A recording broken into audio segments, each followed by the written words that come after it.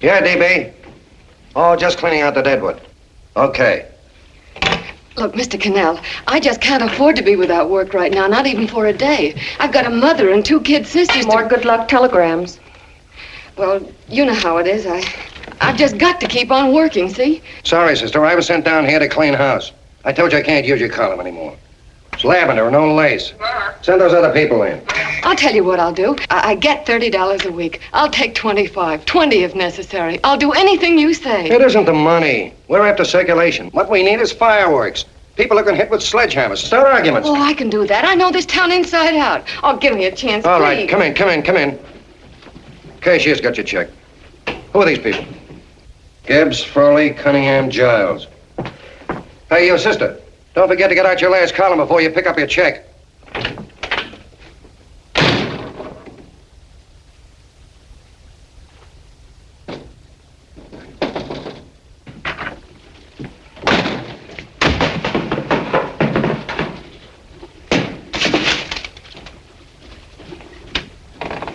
You're a couple of sticks shy in your column, man. Big rich slob like D.B. Norton buys a paper and 40 heads are chopped off.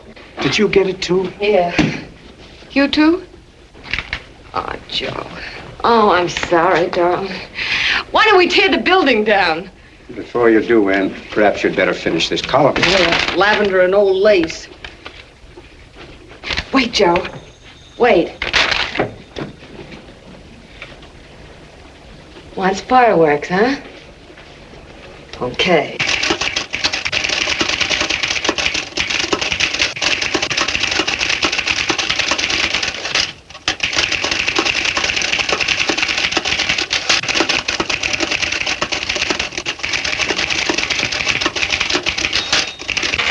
Here. Below is a letter which reached my desk this morning. It's a commentary on what we laughingly call a civilized world. Dear Miss Mitchell, 4 years ago I was fired out of my job. Since then I haven't been able to get another one. At first I was sore at the state administration because it's on account of the slimy politics here we have all this unemployment. But in looking around, it seems the whole world's going to pot. So in protest, I'm going to commit suicide by jumping off the City Hall roof. Signed, a disgusted American citizen, John Doe. Editor's note, if you ask this column, the wrong people are jumping off the roofs. Hey, Ann, this is the old Fakeroo, isn't it? Never mind that, Joe. Go ahead. Sorry.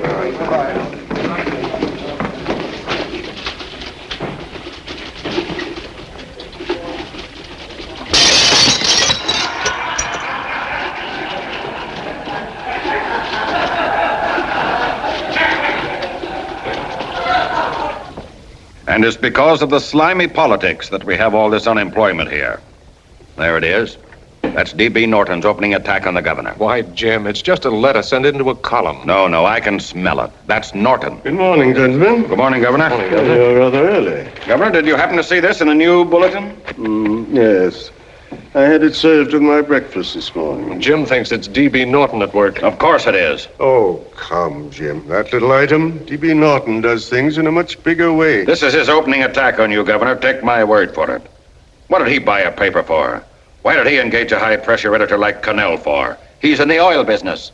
I tell you, Governor, he's after your scalp. All right, Jim, all right. Don't burst a blood vessel. I'll look into it. You get me Spencer of the Daily Chronicle, please? Yes, I saw it, Governor. If you ask me, that's a phony letter. Why, that gag has got whiskers on it. Okay, I'll get the mayor and maybe the Chamber of Commerce to go after them. Get Mayor Lovett on the phone. Sorry, the mayor's busy on the other phone. Yes, I know, Mrs. Brewster. It's a terrible reflection on our city. I've had a dozen calls already. Spencer of the Chronicle. Hold him. Just a minute. Yes, Mrs. Brewster. I'm listening. I insist that this John Doe man be found and given a job at once. Now, if something isn't done about it, I'll call out the whole auxiliary. Yes, and the junior auxiliary, too. We'll hold a meeting and see that it is. Yes, Spencer? Who? The governor? Well, what about me? It's my building he's jumping off of, and I'm up for re-election, too. What are you doing? Get Cannell at the bulletin. Why, he's liable to go right past my window. Get me Cannell. What was that? What? Out the window. Something just flew by. I didn't see anything. Well, don't stand there, you idiot. Go and look. Open the window. Oh, why did he have to pick on my building? Is there a crowd in the street? No, sir. Then maybe he's caught on a ledge. Look again. I think it must have been a seagull. A seagull? What's a seagull doing around the city hall? That's a bad omen, isn't it? Oh, no, sir. The seagull is a lovely bird. It's all right, Mrs. Brewster. It was just a seagull. Can I help? Nothing's happened yet. No, I'm watching. Don't worry, Mrs. Brewster. Just leave it all to me. Spencer, I'll call you back. Hello, Canel? What are you doing? This is the mayor. Yes, Mayor Lovett. How many times are you going to call me? I've got everybody and his brother and sister out looking for him. Did you see the box I'm running? An appeal to John Doe. Think it over, John. Life can be beautiful, says Mayor. If you need a job, apply to the editor of this paper and so forth and so forth. Okay, Mayor, I'll let you know as soon as I have something. What? Well, pull down the blinds. Been up to Miss Mitchell's house, boss. Boy, she's in a bad way. Where is she? Hey, do you know something? She supports a mother and 2 kids. What do you know about that? Did you find her? No. Her mother's awful worried about her. When she left the house, she said she was going on a roaring drunk. The girl, I mean. Go out and find her. Sure. Hey, but the biggest thing I didn't tell you, her old man's Doc Mitchell. You know the doctor Yeah. saved my mother's life and wouldn't take any money for it? You remember that. Okay, boss, I'll go and look for her. Holy smokes, Commissioner, you've had 24 hours. Okay, Hawkshaw, grab a pencil. Here it is again. About 5'5", brown eyes, light chestnut hair, and as fine a pair of legs as ever walked into this office. Did you want to see me? No. I've had the whole Army and Navy out searching for you because that's a game we play here every day. I remember distinctly being fired. That's right. But you have a piece of property that still belongs to this newspaper, and I'd like to have it. What's that? The letter. What letter? The letter from John Doe.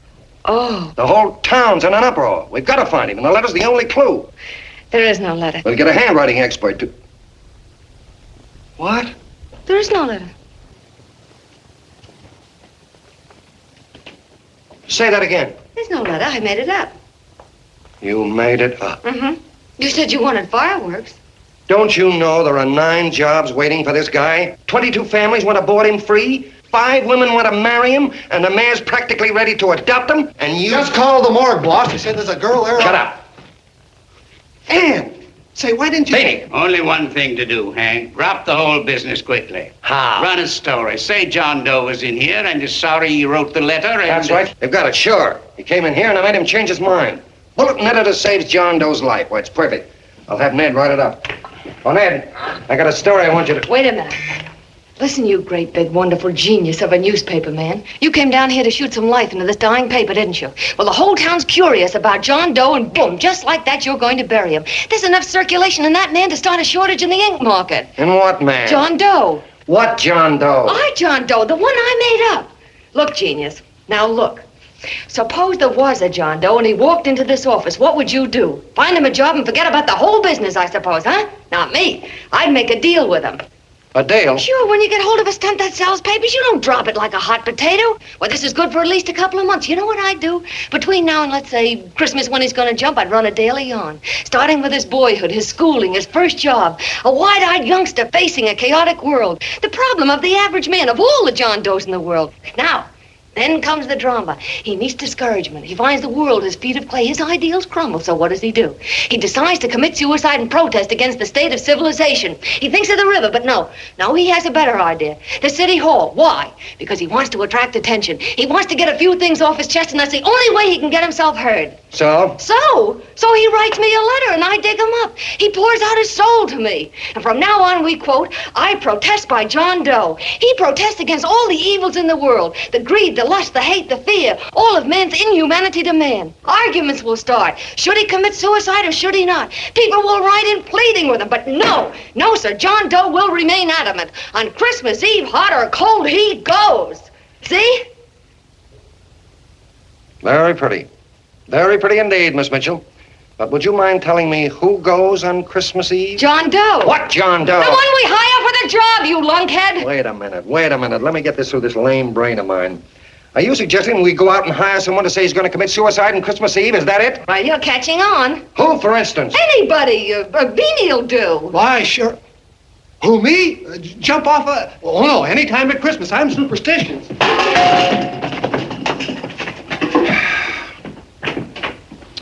Miss Bishop, do me a favor. Will you go on out and get married and have a lot of babies, but Stay out of newspaper business. Better get that story in, Hank. It's getting late. You're supposed to be a smart guy. If it was raining $100 bills, you'd be out looking for a dime you lost someplace. Holy smokes, wasting my time listening to this mad woman. Look, Chief, look at the Chronicle. It's running on John Doe. They say it's a fake. Why the no good the John Doe story, amateur journalism.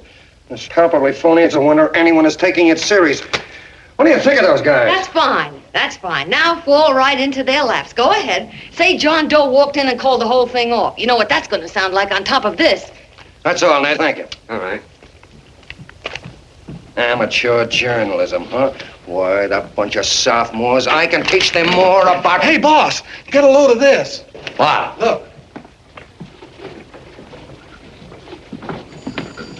What do they want? They all say they wrote the John Doe letter.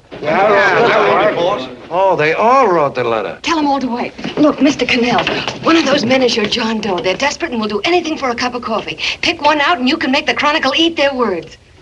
I'm beginning to like this. If you ask me, Hank, you're playing around with dynamite. No. The gal's right. We can't let the Chronicle get the laugh on us.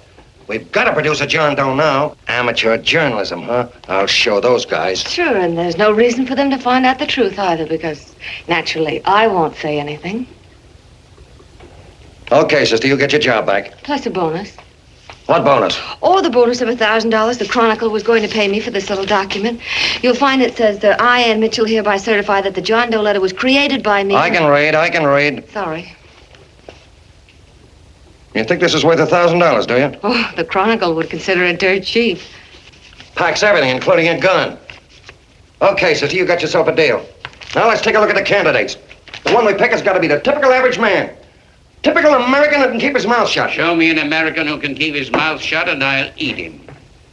Okay, Beanie, bring him in one at a time.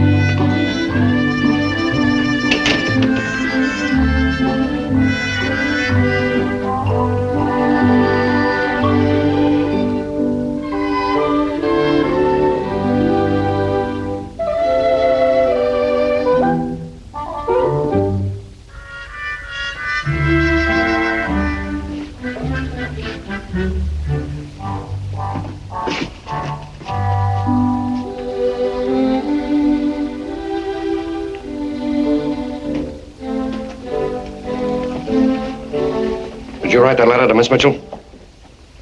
No, I didn't. What are you doing up here, then? Well, the paper says there were some jobs around loose. Thought there might be one left over. Had any schooling? Yeah, a little. What do you do when you work?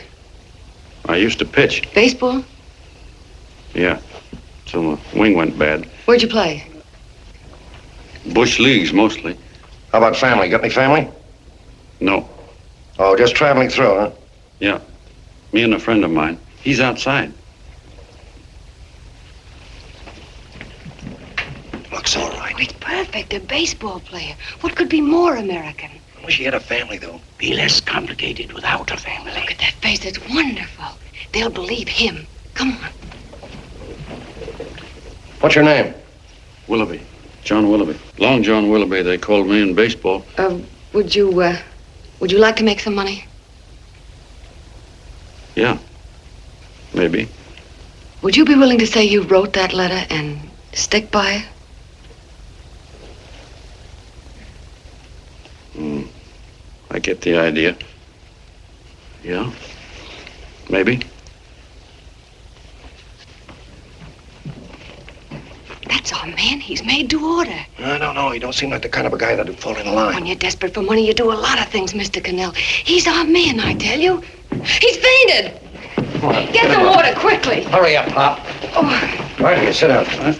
You all right? Yeah, I'm all right. How many is that, 6?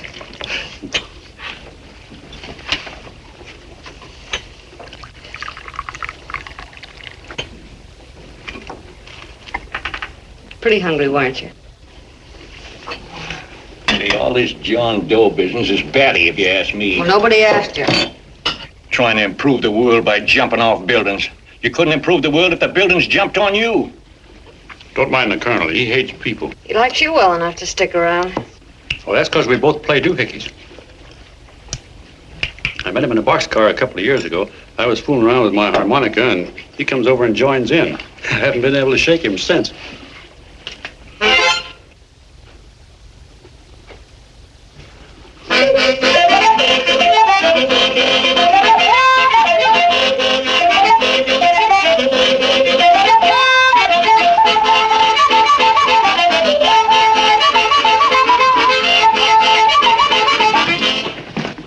Here he is. No, you can't take pictures of him like that, eating a sandwich and with a beard.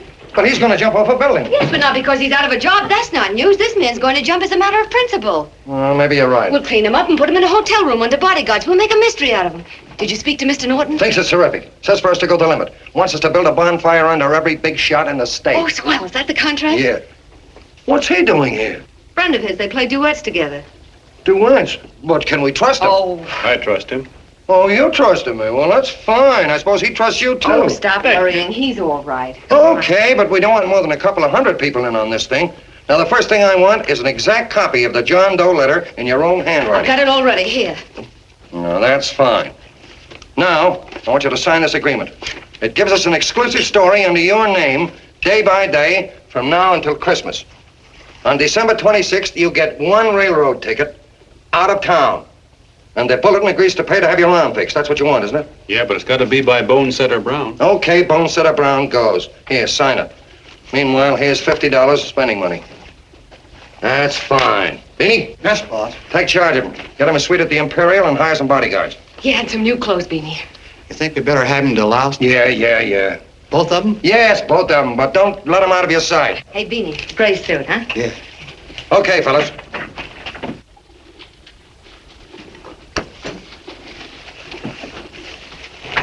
Take it easy, John Doe. And you start pounding that typewriter. Oh, boy, this is terrific. No responsibilities on our part, just statements from John Doe, and we can blast our heads off. Before you pop too many buttons, don't forget to make out that check for $1,000. Okay, fellas, now, let me see. You sit outside the door. Nobody comes in, see? You two fellas sit in here. Hey, pretty nifty, huh? You ain't gonna get me to stay here. Sure you are. No, sir. That spot under the bridge where we slept last night's good enough for me. Say, what'll I do with this baggage? Well, stick him in the bedroom. Give me mine. I ain't staying. You know, we were headed for the Columbia River country before all this John Doe business came up. You remember that, don't you? Sure, I remember. Say, your ears popped coming up in the elevator. Mine did. All along, John. I tell you, it's no good. You're gonna get used to a lot of stuff that's gonna wreck you. Why, that $50 in your pocket's beginning to show up on you already. And don't pull that on me, neither. Stop worrying, Colonel. I'm going to get my arm fixed out of this. Hey, here's some cigars the boss sent us. Have one. Hey, Help cigar. yourself. No.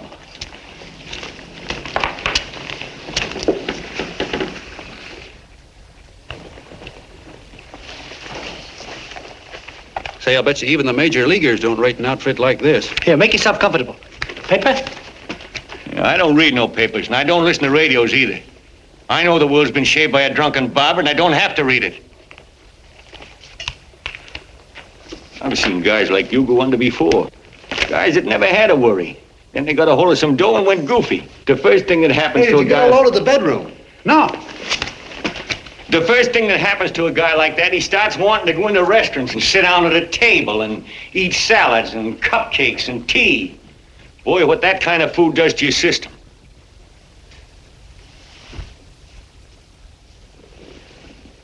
The next thing the dope wants is a room. Yes, sir, a room with steam heat and curtains and rugs. And before you know it, he's all softened up and he can't sleep unless he has a bed. Hey, stop worrying, Colonel. $50 ain't gonna ruin me. I've seen plenty of fellas start out with $50 and wind up with a bank account. Hey, what's the matter with the bank account anyway? And let me tell you, Long John, when you become a guy with a bank account, they got you. Yes, sir, they got you. Who's got him? The helots.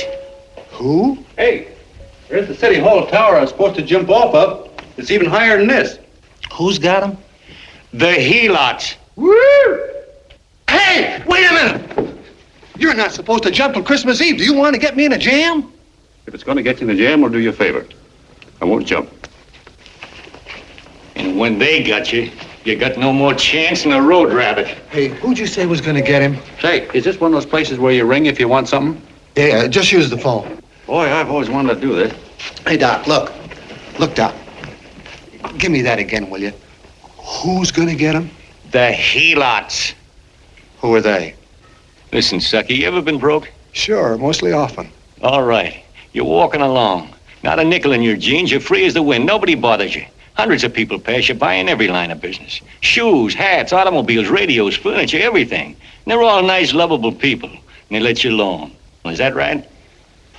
Then you get a hold of some dough, and what happens? All those nice, sweet, lovable people become helots. A lot of heels. They begin creeping up on you, trying to sell you something. They get long claws, and they get a stranglehold on you. And you squirm, and you duck, and you holler, and you try to push them away, but you haven't got a chance. They got you. First thing you know, you own things. A car, for instance. Now your whole life is messed up with a lot more stuff. You get license fees, and number plates, and gas, and oil, and taxes, and insurance, and identification cards, and letters, and bills, and flat tires, and dents, and traffic tickets, and motorcycle cops, and courtrooms, and lawyers, and fines, and a million and one other things. And what happens? You're not the free and happy guy you used to be. You gotta have money to pay for all those things. So you go after what the other fellas got. And there you are. You're a helot yourself.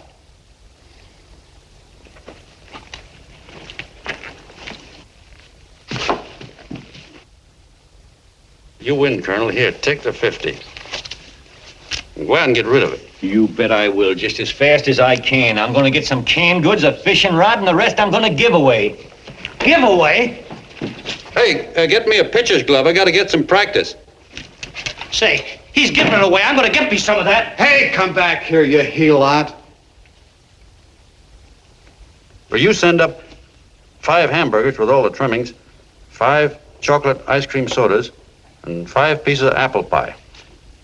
No, apple with cheese. Yeah, thanks.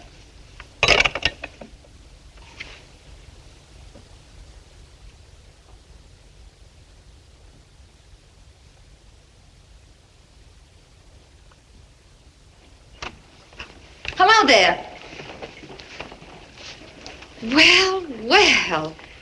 If it isn't the man about town. All set, Miss Anne. Hmm? Oh, yes. Let's go. Let's see, we want some action in these pictures. Action? Mm-hmm. That's good. No. This man's going to jump off a roof. Oh. Here, wait a minute. Let me comb your hair. Sit down. Yeah, that's better.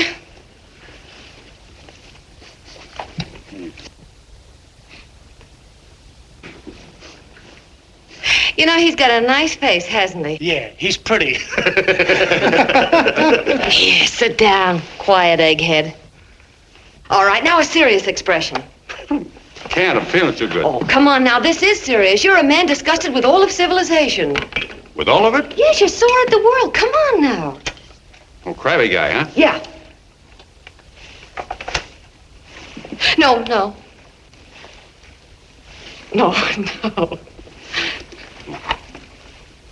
No, look. You don't have to smell the world. Well, all those guys in the Never picture mind stand- those guys. All right, stand up. Now, let's see what you look like when you protest. Against what? Against anything, just protest. You got me. Oh, look, I'm the umpire, and you just cut the heart of the plate with your fast one, and I called it a ball. What would you do? Oh, you did, huh? Yeah. Why can't you call him right, you boneheaded... Grab it, Eddie, grab it!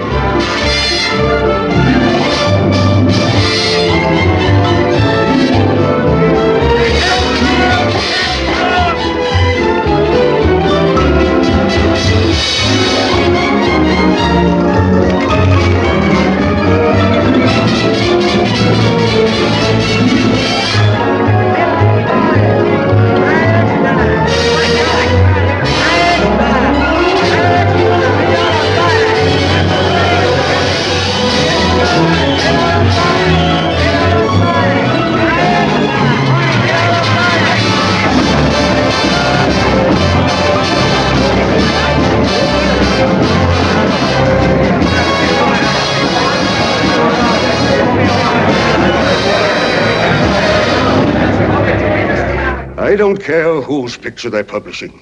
I still say that this John Doe person is a myth, and you can quote me on that. And I'm going to insist on his being produced for questioning. You know as well as I do that this whole thing is being engineered by a vicious man with a vicious purpose, Mr. D.B. Norton.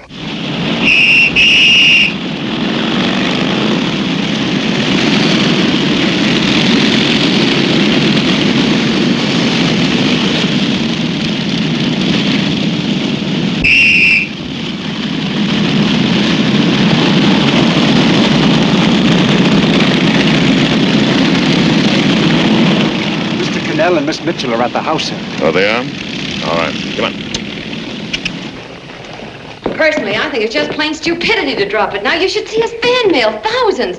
Why, it's going over like a house afire. What are you afraid of, Cannell? It's doubled our circulation. Yeah, but it's got everybody sore. Ads are being pulled. The governor's starting a libel suit. What's more, they all know John Doe's a phony, and they insist on seeing Well, what about it? Let them see him. We'll go on one better. They can also hear him. You own a radio station, Mr. Norton. Why not put him on the air? Watch out for this damn DB. She'll drive you batty. Oh, Look, what? we can't let him get to this Bush League pitcher and start pumping him. Good night.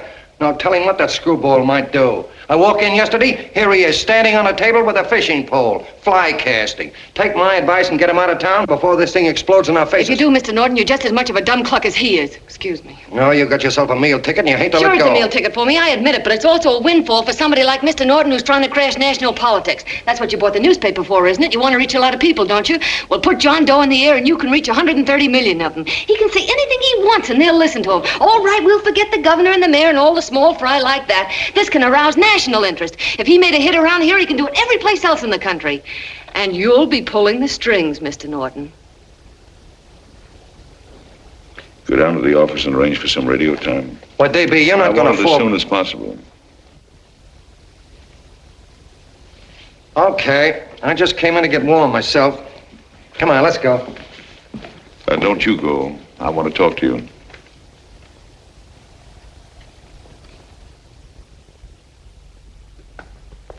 Sit down.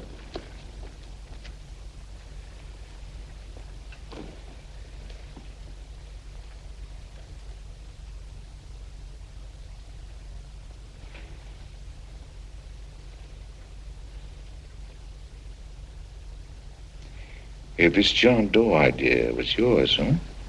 Yes, sir.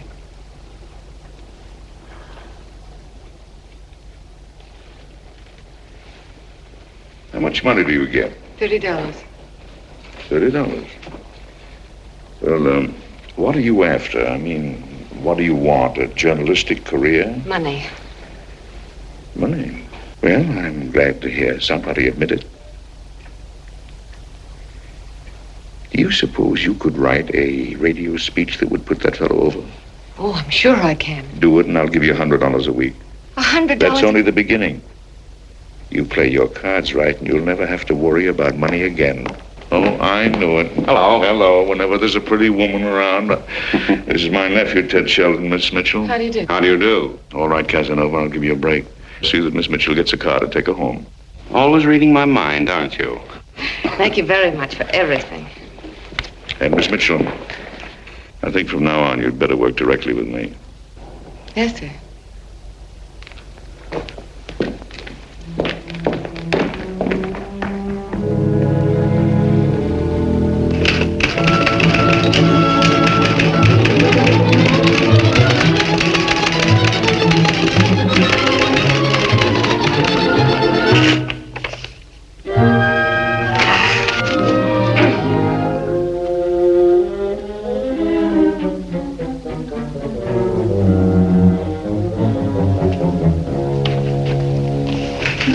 Hey! Oh, I thought you were asleep. We just night it.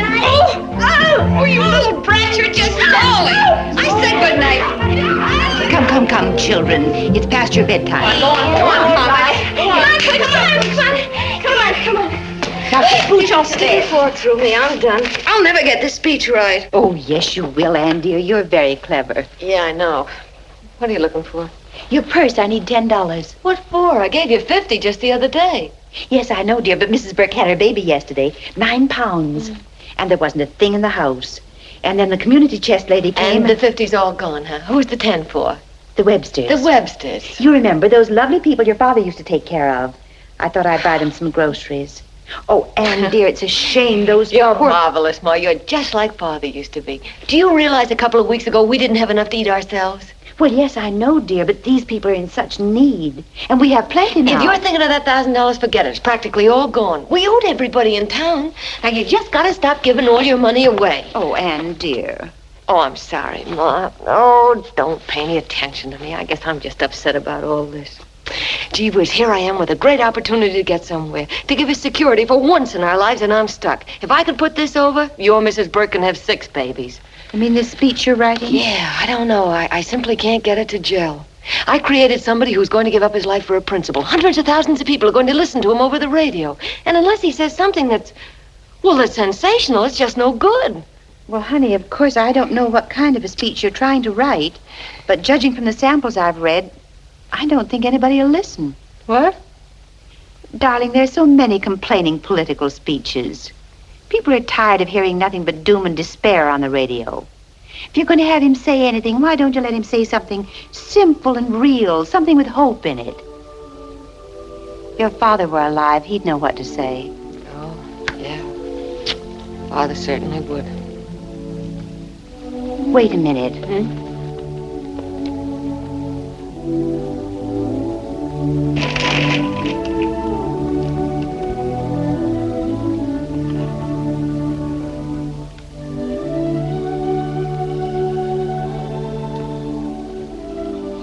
That's your father's diary, Anne. Father's... I never knew he had a diary. There's enough in it for 100 speeches. Things people ought to hear nowadays. You'll be careful of it, won't you, dear? It's always helped to keep your father alive for me. You bet I will, Ma. Wait a minute. John Doe don't want to sign no autographs. Well, what does he do all day? What does he do all day? He's writing out his memories. Sorry, lady, you can't see Mr. Doe. He wants to be alone. No, he just sits around all day and commutes with himself.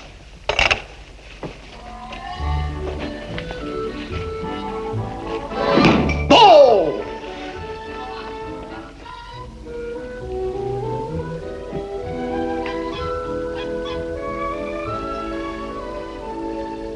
I don't know how you're going to stand it around here till after Christmas.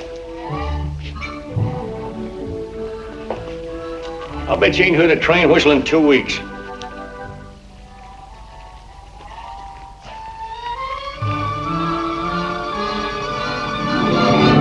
Steve Wright!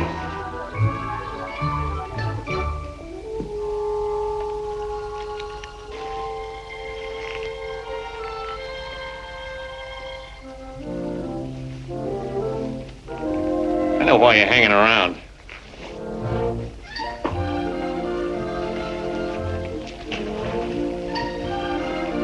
You're stuck on the girl. That's all a guy needs is to get hooked up with a woman.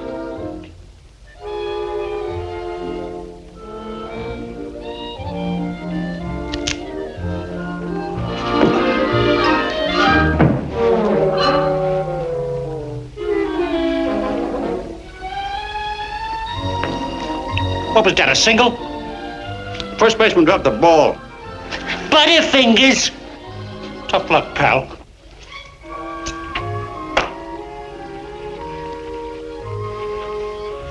Guy has a woman on his hands. First thing he knows, his life is balled up with a lot more things. Furniture and...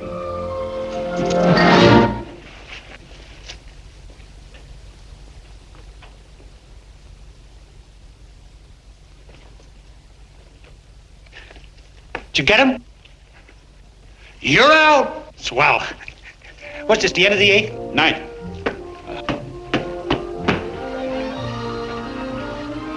Hey, Beanie, there's a couple of mugs from the Chronicle snooping around out here. Huh. Come on, Angel Face. Gangway. What's the score, Angel Face? 3-2, our favor. Gee, that's great.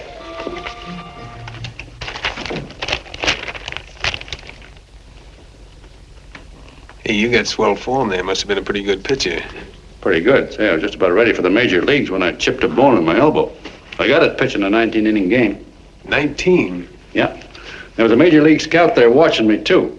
And he came down after a game with a contract. You know what? I couldn't lift my arm to sign it. I'll be okay, though, as soon as I get it fixed up. It's too bad. What do you mean, too bad? Huh? Oh, that you'll never be able to play again. What are you talking about? I just told you I was going to get Well, you know how they are in baseball if a guy's mixed up in a racket. Racket? What do you mean? Well, I was just thinking about this John Doe business. Why, as soon as it comes out it's all a fake, you'll be washed up in baseball, won't you? Yeah. Hey, doggone. I never thought about that.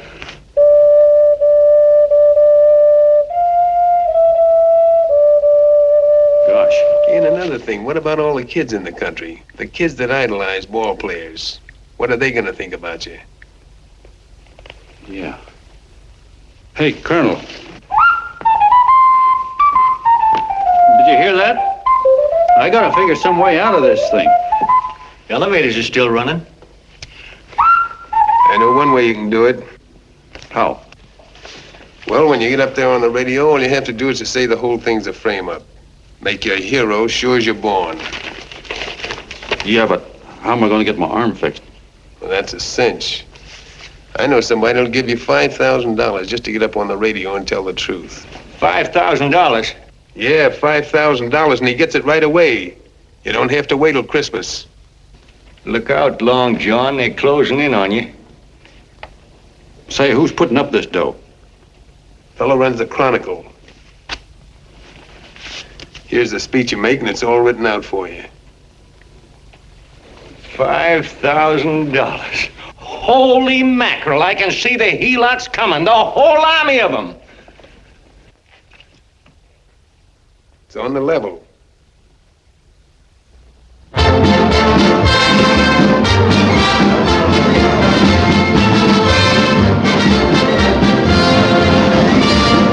No, I'm sorry. Tickets for the broadcast are all gone. Phone the bulletin. Sorry, no more tickets left.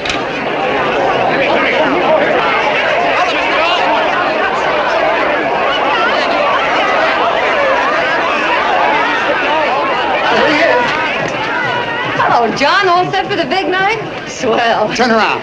One moment. Now stand still. Hold it, Mr. Doe. Hold it. Big smile, Mr. Doe. That's right. Okay, Keely, that's All right, all. Take stand him here. out. Come on, Now, look, John, here's the speech. It's in caps and double spaced. You won't have any trouble reading it. Not nervous, are you? No. Of course not. He wouldn't be. Who? John Doe, the one in there. Hey, don't let your knees rattle. It picks up on the mic. Oh, Beanie, you needn't be nervous, John. All you have to remember is to be sincere. Pick up that phone, Miss Mitchell. It's for you. Okay. Hello? Yes, Mother. Oh, thank you, darling. Oh, there he is, the poor dear man. Oh, good luck to you, Mr. Doe. We want you to know that we're all for you. The girls all decided that you're not to jump off any roof at all. Oh, we'll stop it. You got the speech I gave you? Yeah. Now look, I'll give this money to the colonel just as soon as you get started. We'll have a car waiting at the side entrance for you. Okay. How'd you get in here? Huh? Oh, I just came in to wish him Come luck. on, out. Mother says good luck, too. John, when you read that speech, please believe every word of it. He's turned out to be a wonderful person, John.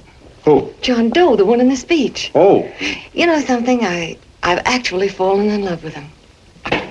All right, there he is, sister. Now, come on, plenty of both. What's the idea? No, that's too much. That's not so much. Come on, that's it. Oh, this One is more, no please. time for cheap publicity, Mr. Cannell. Listen, if that guy lays an egg, I want to get something out of it. I'm getting a Jane Doe ready. Oh, come on. Here, Will you, fellas? here you Give me a are. All right, chance. that's I enough. have to raise just one more. Well, that's fine, honey. You go ahead. After you've interviewed her, everybody, go ahead. How you doing? Oh. All right, Benny, bring him in.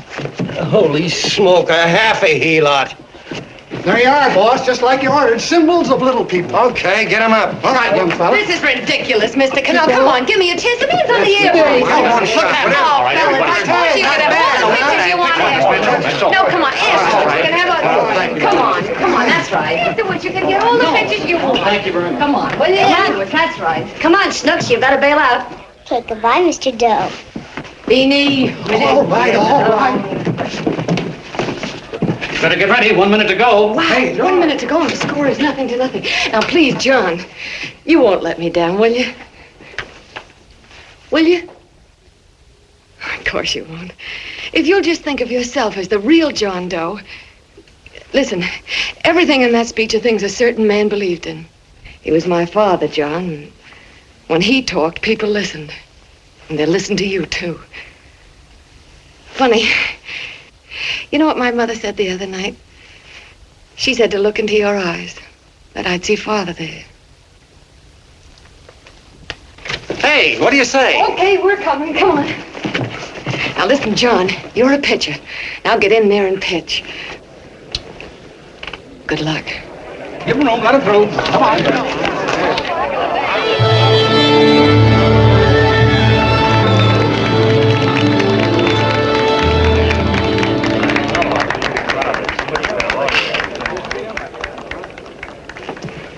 Hey, let's get out of here. There's the door right there. Hey, what are you doing here? That's what I'd like to know. Come on, out. Hey, he's a friend of mine. Never mind, let him alone. He's all right.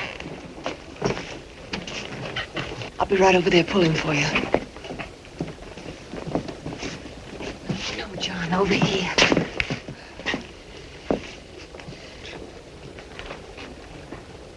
Stand by.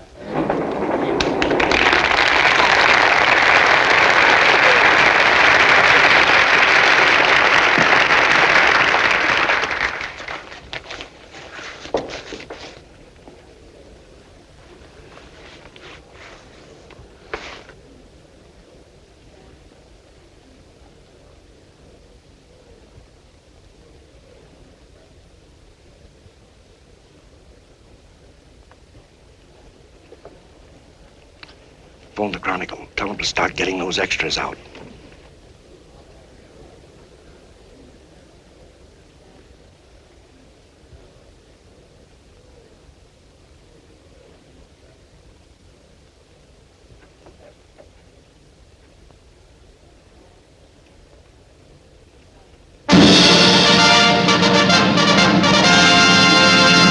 And good evening, ladies and gentlemen. This is Kenneth Fry speaking for the New Bulletin. Tonight we give you something entirely new and different.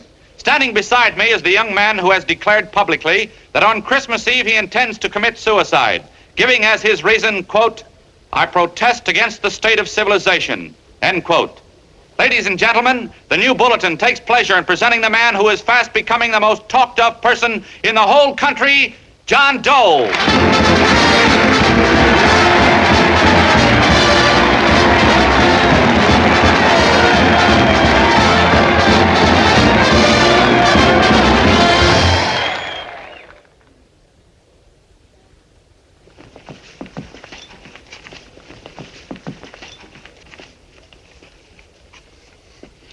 Ladies and gentlemen,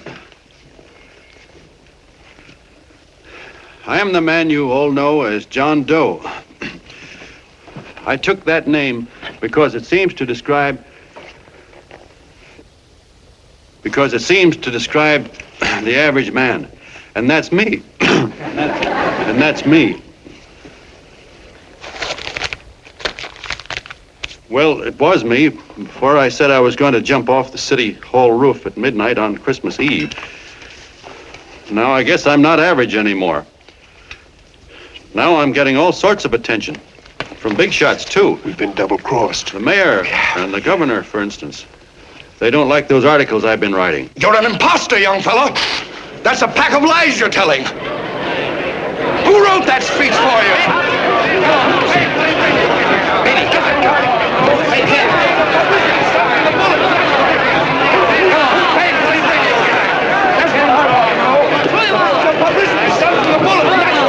Spencer. Ladies and gentlemen, the disturbance you just heard was caused by someone in the audience who tried to heckle Mr. Doe. The speech will continue.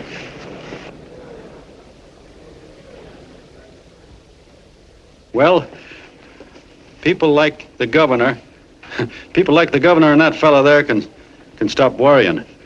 I'm not going to talk about them. I'm going to talk about us. The average guys, the John Does. If anybody should ask you what the average John Doe is like, you couldn't tell him because he's a million and one things. He's Mr. Big and Mr. Small.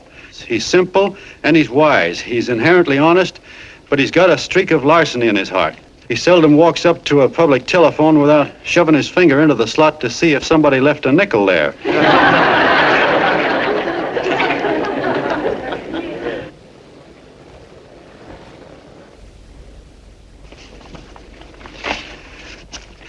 He's the man the ads are written for. He's a feller everybody sells things to. He's Joe Dokes, the world's greatest stooge and the world's greatest strength.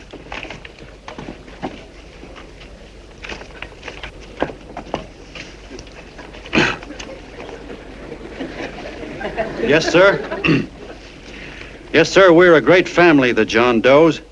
We are the meek who are supposed to inherit the earth. You'll find us everywhere.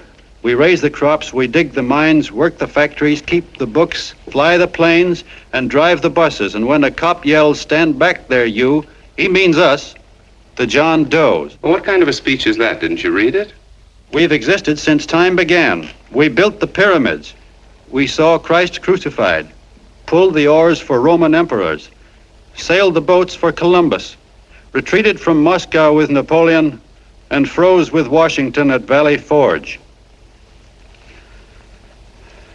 Yes, sir. We've been in there dodging left hooks since before history began to walk. In our struggle for freedom, we've hit the canvas many a time, but we always bounce back because we're the people, and we're tough.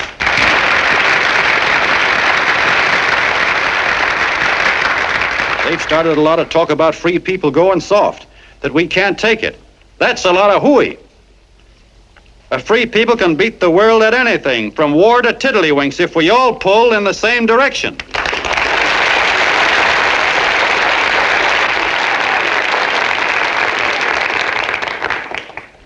I know a lot of you are saying, "What can I do? I'm just a little punk. I don't count." Well, you're dead wrong. The little punks have always counted, because in the long run, the character of a country is the sum total of the character of its little punks.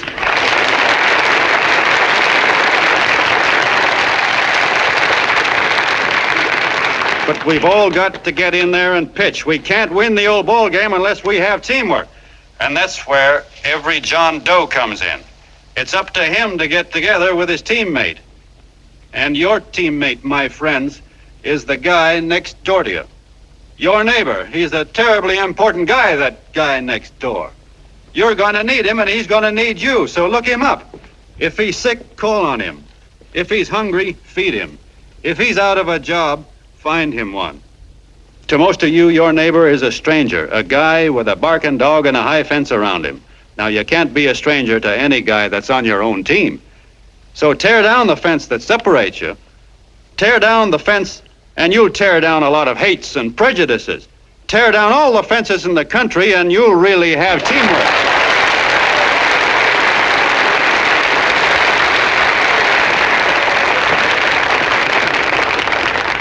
I know a lot of you are saying to yourselves, he's asking for a miracle to happen. He's expecting people to change all of a sudden. Well, you're wrong. It's no miracle. It's no miracle because I see it happen once every year. And so do you. At Christmas time. There's something swell about the spirit of Christmas, to see what it does to people, all kinds of people. Now, why can't that spirit, that same warm Christmas spirit, last the whole year round? Gosh, if it ever did, if each and every John Doe would make that spirit last 365 days out of the year, we'd develop such a strength, we'd create such a tidal wave of goodwill that no human force could stand against it. Yes, sir, my friends, the meek can only inherit the earth when the John Does start loving their neighbors. You better start right now. Don't wait till the game is called on account of darkness. Wake up, John Doe. You're the hope of the world.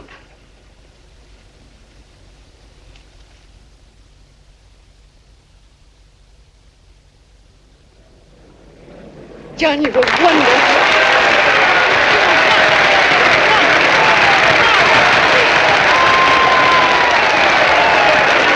Let's get out of here. Now you're talking.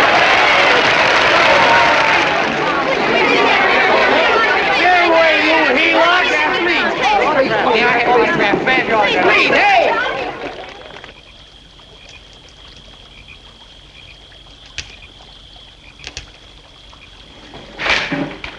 I knew you'd wake up sooner or later. Boy, am I glad we got out of that mess. I had the $5,000 sewed up. Could have been on my way to old Doc Brown. You're a pitcher, John, she says. Now, go in there and pitch. What a sucker. Yeah, she's a heel-out just like the rest of them. It's lucky you got away from her. What was I doing up there making a speech anyway? Me, huh? Geez, the more I think about it, the more I could... Tear down all the fences. Why, if you tore one picket off of your neighbor's fence, he'd sue you. $5,000 had it right in my hand. What do you mean he ran away? Well, go after him. Find him. That man is terrific.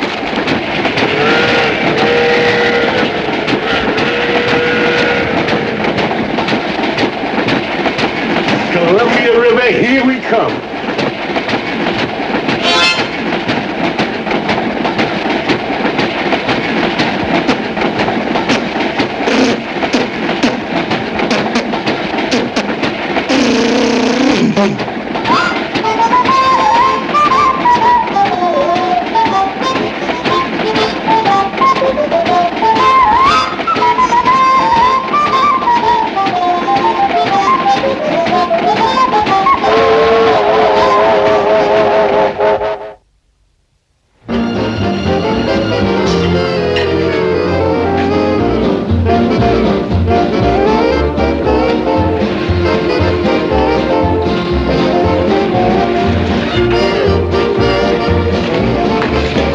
Jitterbugs. Yeah. Hey, how much money we got left? 4 bits. Better make a donuts, huh? Yeah.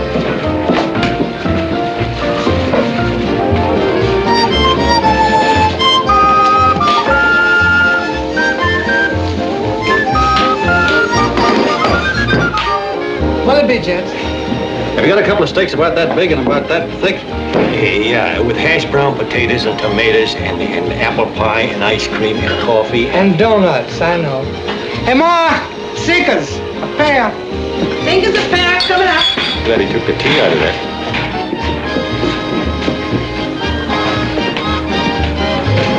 Hey, look. Join the John Doe Club. John Doe Club?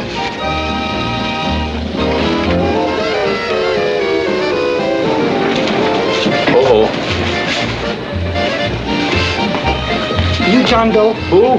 John Doe! Ah, you need glasses, buddy. Oh, but gee, it's a spitting image of John Doe. Yeah, but his name is Willoughby. I'm John Willoughby. I'm a baseball player. Sure. Oh, no, I'd know that voice anyway. You can't kid me. You John Doe. Hey, Ma! Ma! That's John Doe. John Doe. Yeah, sitting right there, big as life. Who'd you say it was? John Doe, the big guy there. Pictures in the paper. That's John Guy. John Doe. John Doe. Sitting right there, John Doe. Hey, operator. Dan's Beanery. Look, call everybody in town. John Doe was just in my place. Yeah, he ordered donuts.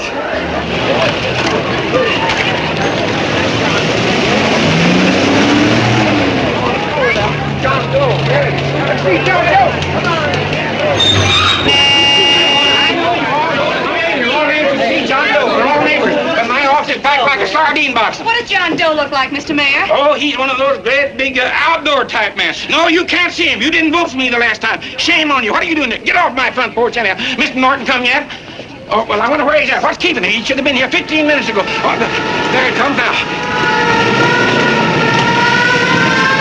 Now, everybody on your dignity. Don't do anything to disgrace us. A little town, but we got to show off. Better let me talk to him. All right, but present it to him as a great cause for the common man. Ah, here he comes. Now, give him room down there. Give him room, folks. Come on now. Come on. Here he comes. Here he comes. Here's Mr. Norton. How do you do, Mr. Norton? I'm Mayor Hawkins. Here's Mr. Miles. Let me go, you darn tool. I'm the mayor. Mr. Norton. Mr. Norton. Mr. Norton. I'm Mayor Hawkins. Your office telephoned me to hold him. Well, that's fine. How is he? Oh, he's fine. He's right in my office there. You know, it's a great honor having John Doe here, and you too. Haven't had so much excitement since the old City Hall burned down. People are so excited they nearly tore his clothes off. Oh, Matilda, darling, phone the newspapers, tell them Mr. Norton's here. Step right inside, Mr. Norton. My office. Very comfortable here, Mr. Norton. Just had it air conditioned. Gangway, please. Make room for Mr. Norton. Gangway. Gangway. Here he is, Mr. Norton. Well taken care of. The neighbors are serving him a light lunch. Hello, John. Well, Mr. Mayor, if you don't mind, we'd like to talk to him alone. Why, certainly, certainly. All right, everybody. Clear out. But you Everybody, quickly now. Come on. Come on. Come on. That's All right. Don't argue with me here. Wait till we get home. Don't you push me around like that. Even though I'm your wife, you can't push me around. Look, Mr. Norton, I think you got a lot of nerve having those people hold us here. There's nobody holding you here, Mr. Doe. It's only natural There's that people... nobody holding us here. Let's get going. Incidentally, my name isn't Doe, it's Willoughby. Look, John, something terribly important's happened. They're forming John Doe clubs. We know of 8 already, and they say that there's John Doe clubs? What for? To carry out the principles you talked about in your radio speech. I don't care what they're forming. I'm on my way, and I don't like the idea of being stopped either. Oh, but you don't know how big this thing is. You should see the thousands of telegrams we've received and what they're saying about you. Look, it started as a circulation stunt, didn't it? Well, you got your circulation. Now, why don't you let me alone? Oh, it started as a circulation stunt, but it isn't anymore. Mr. Norton wants to get back of it and sponsor John Doe clubs all over the country. He wants to send you on a lecture tour. Me? Uh-huh. Well, certainly. With your ability to influence people, it might grow into a glorious movement. Say, let's get something straight here. I don't want any part of this thing. If you got an idea I'm going around lecturing the people, why, you're crazy. Baseball's my racket, and I'm sticking to it. Come on, Colonel, let's get out of here. John, please. I just got rid of one crowd. But please, Mr. Mayor, tell him the John Doe Club wants to talk to him. Let them in, Mr. Mayor. Let them come in. Okay, folks, but remember your manners. No stampeding. Walk slow, like you do when you come to pay your taxes.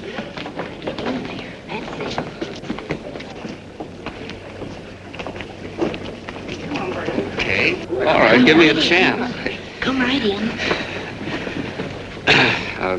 My name's Bert Hanson, Mr. Doe. I'm the head soda jerker at Schwabacker's drugstore.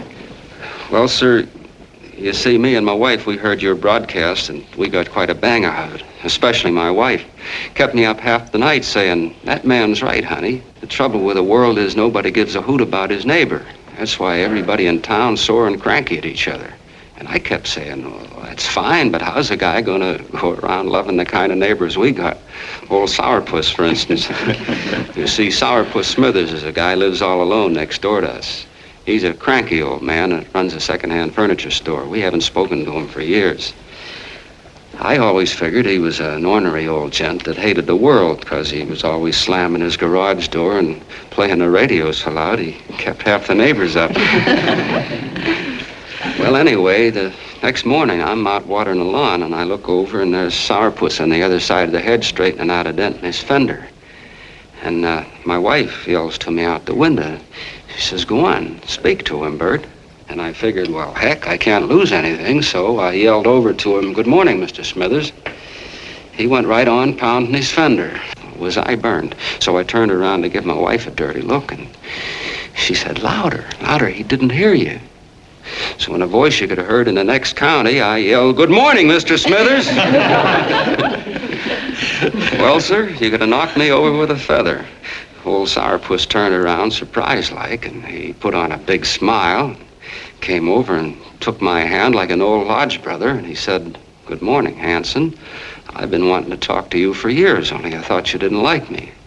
And then he started chatting away like a happy little kid, and he got so excited his eyes all... Well, Mr. Doe, before we got through, I found out Smithers is a swell egg, only he's pretty deaf, and that accounts for all the noises. And he says it's a shame how little we know about our neighbors. And then he got an idea, and he said, how's about inviting everybody someplace where we can all get together and know each other a little better? Well, I'm feeling so good by this time, I'm ripe for anything. So Smithers goes around the neighborhood inviting everybody to a meeting at the schoolhouse, and I tell everybody that comes in the store, including Mr. Schwabacker, my boss. I'm talking too much. Well, I'll be doggone if over 40 people don't show up. Of course, none of us knew what to do, but we sure got a kick out of seeing how glad everybody was just to say hello to one another. Tell him about making Sourpuss chairman. Oh, yeah, we made Sourpuss chairman and decided to call ourselves the John Doe Club. And say, incidentally, this is my wife. Come here, honey. This is my wife, Mr. Doe. How do you do, Mr. Doe? Sourpuss is here, too. Oh, is he? This is Sourpuss, or excuse me, Mr. Smithers, Mr. Doe. That's all right. If you didn't call me Sourpuss, it wouldn't feel natural. Well, anyway, I guess nearly everybody in the neighborhood came except the Delaney's. The Delaney's live in a big house with an iron fence around it, and they always keep their blinds drawn. And we always figured that he was just an old miser that sat back counting his money, so why bother about inviting him? Until Grimes, the milkman, spoke up and he said, say, you've got the Delaney's all wrong. And then he tells us about how they canceled their milk last week and how when he found a note in the bottle, he got kind of curious-like and he sort of peeked in under the blinds and found the house was empty. If you ask me, he says, they're starving. Old man Delaney has been bringing his furniture over to my place at night, one piece at a time, and selling it. Yeah. And, well, sir, a half dozen of us ran over there to fetch him, and we brought him to the meeting. And what a reception they got. Why, everybody shook hands with him and made a fuss over him, and, well, finally, Mr. and Mrs. Delaney just sat right down and cried. And then we started to find out about a lot of other people. Yeah, sure. Well, you know Grubel, for instance. Grubel's here. See? Yeah, that's a... Of course, you don't know Grubel, but he's a man that everybody figured was the worst no-account in the neighborhood because he was living like a hermit and nobody would have anything to do with him. That isn't until Murphy, the postman, told us the truth. Why, Grubel, he says, he lives out of garbage cans because he won't take charity, because it'd ruin his self-respect, he says. Just like you said on the radio, Mr. Doe. Well, sir, about a dozen families got together and gave Grubel a job watering their lawns. Isn't that wonderful? And then we found jobs for 6 other people, and they've all gone off for relief. Yeah, and my boss, Mr. Schwabacker, made a job in his warehouse for old man Delaney. And he gave you that $5 raise. Yeah, wasn't that swell? Why, Bert, I feel slighted. I'd like to join, but nobody asked me. I'm sorry, Mayor, but we voted that no politician could join. Just the John Does of the neighborhood, because you know how politicians are. Well, the reason we wanted to tell you this, Mr. Doe, was just to give you an idea of what you started. And from where I'm sitting, I don't see any sense in you jumping off any building. No. Well, thank you for listening. Goodbye, Mr. Doe. You're a wonderful man, and it strikes me you can be mighty useful walking around for a while. Hey, goodbye, Mr. Doe. Goodbye, Mr. Doe.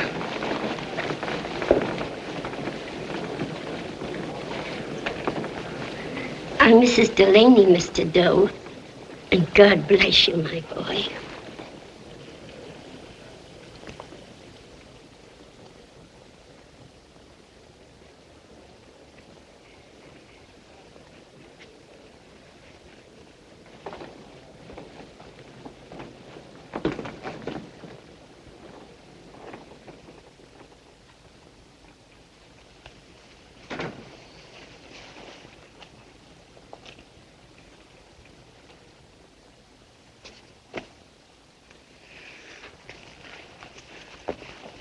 Gee whiz, I'm all mixed up. I don't get it. Look, all those swell people think I'm going to jump off a building or something. I never had any such idea. Gosh. The fellow'd have to be a mighty fine example himself to go around telling other people how to... Say, look, what happened the other night was on account of Miss Mitchell here. She wrote the stuff. Don't you see what a wonderful thing this can be?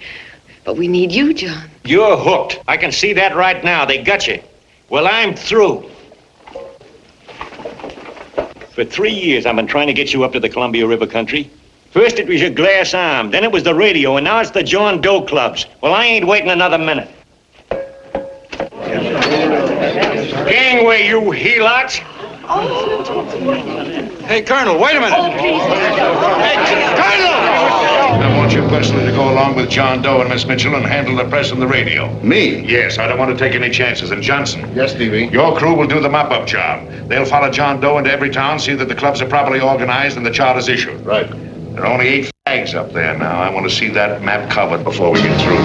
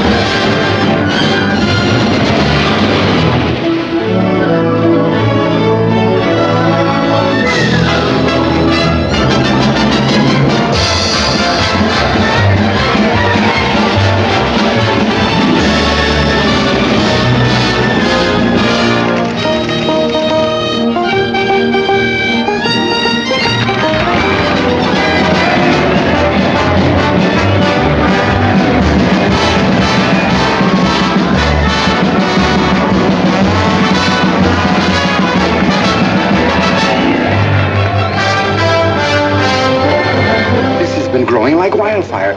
If they made demands, I'd understand it. But the John Does ask for nothing. People are going off relief. If this keeps up, I'll be out of a job. As soon as it gets strong enough, we'll find out what John Doe wants. 30 every Thursday. 60 at 60. Who knows what? I'm sorry, boss. They just won't let anybody talk politics to them. It's crazy. We've got to get to them. They represent millions of voters.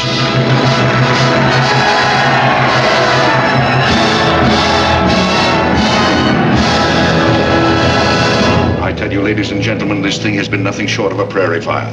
We've received so many applications for charters to the John Doe clubs, we haven't been able to take care of them. I'd hate to have that many pins stuck in me. This John Doe convention is a natural. It's going to put our city on the map. Why, over 2,400 John Doe clubs are sending delegates. Can you imagine that? You, Mr. Mayor, will be the official host. You will make the arrangements for decorating the city, parades, and a reception for John Doe when he gets home. And don't wear your high hat. No high hat? No high hat. And from you, Cannell, I want a special John Doe edition every day until the convention is over. And now, if you will, please step into the outer office and look your prettiest because there are photographers there to take pictures of this committee. Don't worry, DB. Everything will be taken care of. Isn't it all too wonderful? Gather down here in a nice group now. Get a nice picture of you. Oh, Mr. Mayor, would you step down in front row, please? You ladies get close to him. That's it. Well, I don't get it. Get what? Look, DB, I'm supposed to know my way around. This John Doe movement has cost you a fortune. Now, this convention is going to cost plenty. Well? Well, I'm stuck with 2 and 2, and I'm a sucker if I can make 4 out of it. Where do you come in? I'll have the satisfaction of knowing that my money has been spent for a worthy cause. I see. I better stick to running the paper, huh? I think maybe you better had. And Cannell, I'd like to have the John Doe contract, all the receipts for the money we advanced him with the letter Miss Mitchell wrote, for which I gave her $1,000. Yes, sure. Well, we leave for the airport. Half an hour. Is that Johnny boy's room? Better hustle him up. He'll be ready on time. He's packing now. Ah, good. Did you see his picture on the cover of Time? Yeah. I gotta give you credit, Annie girl. I've handled a good many big promotions in my time. Everything from a World's Fair to a channel swimmer. But this one has certainly got me spinning. And now a John Doe convention. Wow. Say, if you could only get him to jump off the City Hall roof on Christmas Eve, I'd guarantee you 500,000 people there. Charlie. Huh? What do you make of him? Oh, Johnny boy? Well, I don't know what angle you want, but I'll give it to you quick. Number 1, he's got great yokel appeal, but he's a nice guy. Number 2, he's beginning to believe he really wrote that original suicide letter that you made up. Number 3, he thinks that you're Joan of Arc or something. Yeah, I know. Number 4, well, you know what number 4 is. He's nuts about you. Yeah, it's running out of his ears. You left out number 5. We're all heels, me especially. Holy smoke. Come in.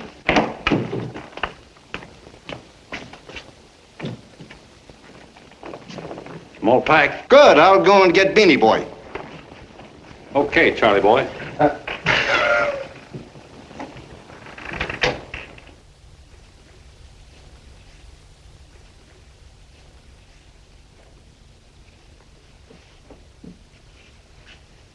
Can I help you pack? No, thank you.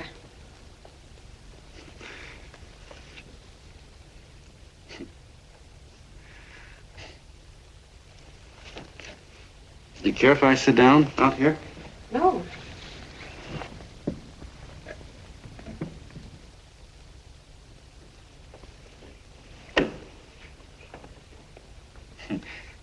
You know, I had a crazy dream last night. It was about you. About me? Yeah, sure was crazy. I dreamt I was your father.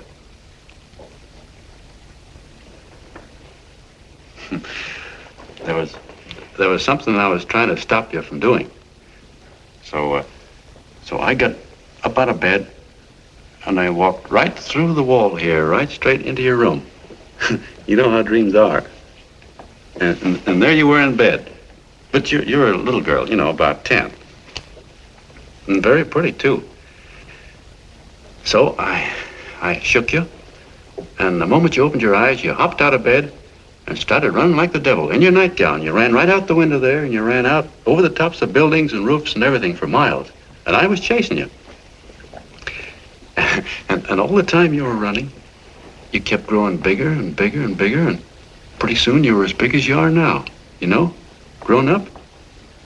And all the time I kept asking myself, what am I chasing her for? And I didn't know. Isn't that a hot one? Well, anyway, you ran into some place, and then I ran in after you, and when I got there you were getting married. And the nightgown had changed into a beautiful wedding gown. You sure look pretty, too. And then I knew what it was I was trying to stop you from doing. Dreams are sure crazy, aren't they? Well, would you like to know who it was you were marrying? Oh, a tall, handsome Ubangi, I suppose. No, not that bad. It was that fellow that sends you flowers every day. Yeah, what's his name? Mr. Norton's nephew? Ted Sheldon. Yeah, that's the one. But here's the funniest part of it all. I was the fella up there doing the marrying, you know, the justice of peace or something. You were? I thought you were chasing me. Well, yes, I was, but I was your father then, you see. But the real me, John Doe, or that is, Long John Willoughby, I was the fella up there with the book. You know what I mean? I guess so. Then what happened? Well, I took you across my knee and I started spanking you. That is, I didn't do it. I mean, I did do it, but it wasn't me, you see. I was your father then. Well, I held you across my knee and I said, Annie, I won't allow you to marry a man that's just rich or that has his secretary send you flowers. The man you marry has got to swim rivers for you. He's got to climb high mountains for you. He's got to slay dragons for you. He's got to perform wonderful deeds for you. Yes, sir. And all the time, the guy up there, you know, with the book, me, just stood there nodding his head. And he said, go to it, Pop. Whack her one from me, because that's just the way I feel about it, too. So he said, come on down here and whack her yourself. So I came down and I whacked you a good one. See? Then he whacked you. And I whacked you another one. We both started whacking you like... Well, if you're through whacking her, come on, let's get going. Okay, fellas, right in here. You go out the side entrance. There's a bunch of autograph seekers out front. We'll be down with the bags in a minute. Come on, don't make a government project out of this. Hi, Benny. When's our plane take off again? Couple of minutes. How many people do you think we've talked to already, outside the radio, I mean? Oh, I don't know. About 300,000. 300,000. What makes them do it, Ann?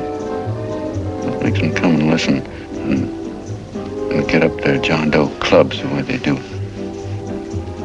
I've been trying to figure it out. Look, John, what we're handing them are platitudes, things they've heard 1,000,000 times. Love thy neighbor, clouds have silver linings, turn the other cheek. It's just a... Yeah, I heard them 1,000,000 times, too, but there you are.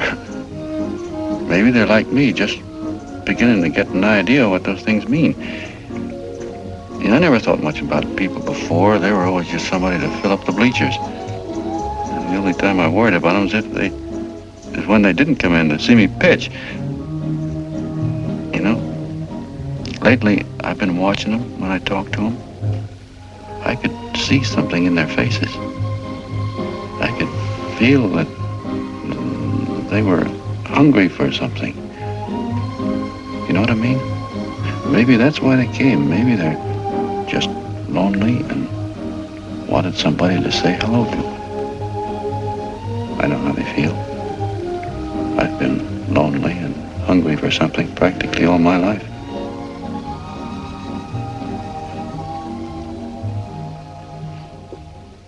All aboard, folks.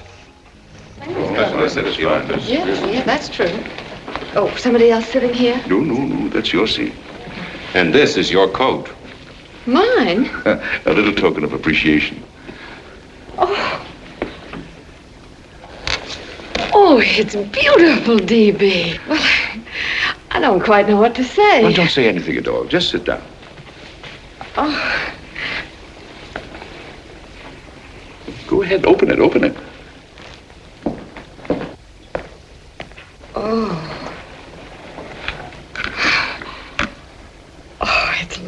lovely. And a new contract goes with it. Well, come on, spring it. You've got something on your mind. It must be stupendous. You know, that's what I like about it. Right to the point, like that. All right, Practical Annie, here it is. Tomorrow night, before a crowd of 15,000 people and talking over a nationwide radio hookup, John Doe will announce the formation of a third party. A third party? Yes, the John Doe Party. Devoted entirely to the interests of all the John Does all over the country, which practically means 90% of the voters. He will also announce the third party's candidate for the presidency. A man whom he personally recommends, a great humanitarian, the best friend the John Does have. Mr. D.B. Norton. Yes.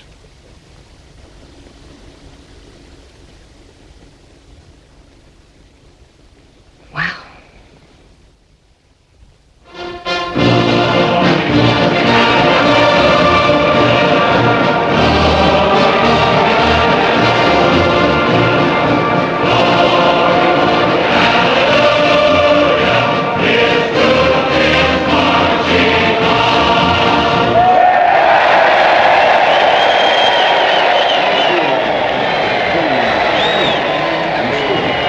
The opening of the convention is hours off. The delegates are already pouring into the ballpark by the droves, with lunch baskets, banners, and petitions asking John Doe not to jump off any roof. No matter how you look at it, it's still a phenomenal movement. These John Does, or the hoi polloi, as you've heard people call them, have been laughed at and ridiculed, but here they are, gay and happy, having traveled thousands of miles, their expenses paid by their neighbors, to come here to pay homage to their hero, John Doe. And in these days of wars and bombings, it's a hopeful sign that a simple idea like this can sweep the country. An idea based on friendliness, on giving and not taking, on helping your neighbor and asking nothing in return. And if a thing like this can happen, don't let any of your grumbling friends tell you that humanity is falling apart. This is John B. Hughes, signing off now and returning you to our main studio until 9 o'clock, when the convention will officially open. Oh, John, come in. Say, it's raining out a little. That's all right. It's good to see you. Sit down. Thanks.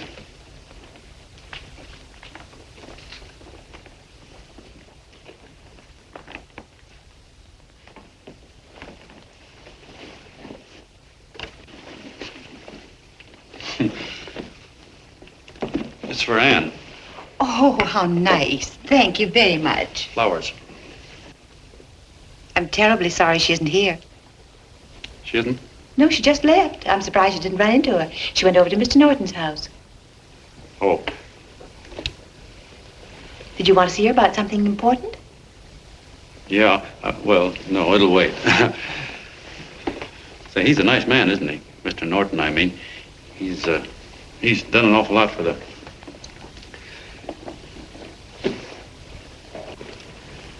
Well, say, my coat's pretty wet. I'm afraid I might have wet the couch a little.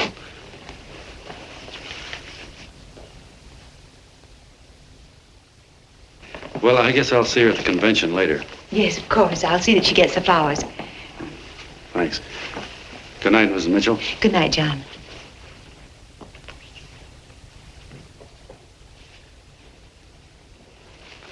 Say, Miss Mitchell, I'm kind of glad Anne isn't here. You see, I came over here hoping to see her alone, and kind of hoping I wouldn't, too, you know what I mean? There was something I wanted to talk to her about.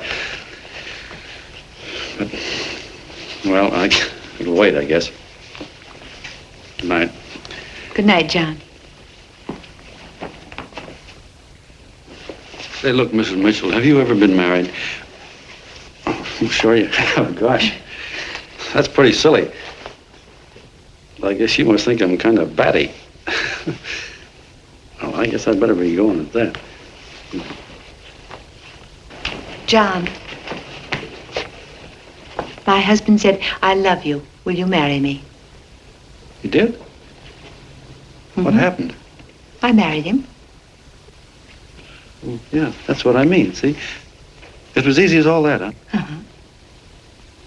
Yeah, but look, Mrs. Mitchell, you know, I love Ann, and it's going to be awfully hard for me to say it because, well, you know, she's so wonderful. And, well, the best I ever was a Bush League pitcher. And, you know, I think she's in love with another man, the one she made up. You know, the real John Doe. Well, that's pretty tough competition. I bet you he'd know how to say it all right. On me, I get up to it and around it and in back of it, but I never get right to it. You know what I mean? So the only chance I've got is, well, if somebody could kind of give her a warning, sort of prepare her for the shock. You mean you'd like me to do it? Hmm? Well, I was thinking that, yeah, you know, sort of break the ice. Of course I will, John. Gee, well, thank you, Mrs. Mitchell. Hey, you're okay.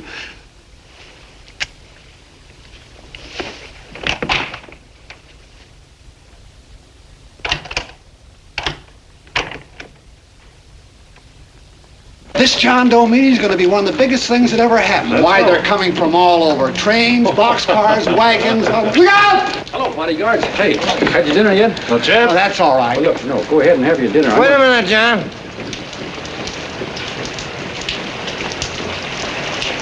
Hello, Mr. Connell. How are you, John? John, I want to have a little talk with you. What's the matter? Are you falling? Come here. Hey, boss. Oh, quiet. Say, tell me something. Did you read the speech you're going to make tonight? No, I never read the speeches before I make them. I get more of a kick out of it that way. Uh-huh. It's just exactly what I thought. Beanie, go on down to the old pop and give you the speech. There's a copy on my desk. Gee whiz, boss, you know Mr. Norton told me not to leave him, not even for a minute. Go on. We'll be at Jim's bar up the street. You're a nice guy, John. I like you. You're gentle. I always like gentle people. Me, I'm hard. Hard and tough. I got no use for hard people. Gotta be gentle to suit me. Like you, for instance.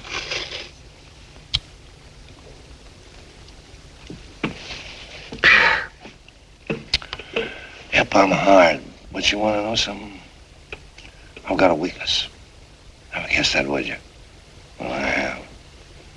Want to know what it is? Star-Spangled Banner. Screw you, huh? Well, maybe it is, but play the Star-Spangled Banner. I'm a sucker for it. Always gets me right here. Know what I mean? Yeah, it gets me right back here. Oh, back there, huh? Well, every man to his own taste. You weren't old enough. You weren't old enough for the World War, were you, Jim? No, of course not. No, you must have been just kidding. I was just ripe and raring to go. You know what my old man did when I joined up? He joined up, too. Got to be a sergeant. And here's a kick for you. We were in the same outfit. Funny, huh? Hmm?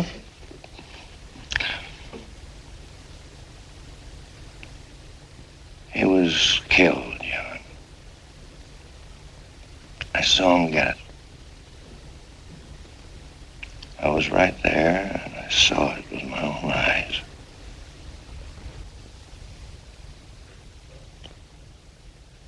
Me, I came out without a scratch.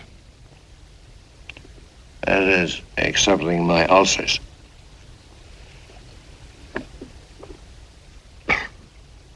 I should be drinking milk, you know. This stuff is poison. Hey, Tubby. Yes, Mr. Connell? What do you say, huh? All right. Yep, I'm a sucker for this country. I'm a sucker for the Star-Spangled Banner, and I'm a sucker for this country. I like what we got here. I like it. A guy can say what he wants and do what he wants without having a bayonet shoved through his belly. And that's all right, isn't it? You betcha. Yeah. Well, we don't want anybody coming around changing it, do we? No, sir. No, sir. And when they do, I get mad. I get boiling mad. And right now, John, I'm sizzling. I get mad for a lot of other guys besides myself. I get mad for a guy named Washington, and a guy named Jefferson, and Lincoln. Lighthouses, John. Lighthouses in a foggy world. You know what I mean? Yeah, you bet. Listen, pal. This fifth column stuff is pretty rotten, isn't it? Yeah, it certainly is. And you'd feel like an awful sucker if you found yourself marching right in the middle of it, wouldn't you? You. Of course, you wouldn't know it because you're gentle. But that's what you're doing. You're mixed up with a skunk, my boy. A no-good, dangerous skunk. Say, you're not talking about Mr. Norton, are you? I'm not talking about his grandfather's pet poodle. You must be wrong, Mr. Cannell. Because he's been marvelous about the John Doe clubs. Yeah? Say, you're sold on this John Doe idea, aren't you? Sure. Sure. I don't blame you. So am I. It's a beautiful miracle. A miracle that can only happen right here in the good old USA. And I think it's terrific. What do you think of that? Me, hard-boiled Cannell, and I think it's plenty terrific. All right. Now, supposing a certain unmentionable worm whose initials are DB was trying to use that to shove his way into the White House so he could put the screws on, so he could turn out the lights in those lighthouses. What would you say about that, huh? Nobody's going to do that, Mr. Cannell. They can't use the John Doe clubs for politics. That's the main idea. Is that so? Then what's a big political boss like Hammett doing in town? And a labor leader like Bennett? And a lot of other big shots are up at DB's house right now. Wolves, John. Wolves. Waiting to cut up the John Does. Wait till you get a gander at the speech you're going to make tonight. You're all wet. Miss Mitchell writes those speeches. Nobody can make her write that kind of stuff. They can't, huh? Who do you think writes them? My Aunt Emma? I know she writes them. And gets a big bonus for doing them, too. A mink coat and a diamond bracelet. Don't write them.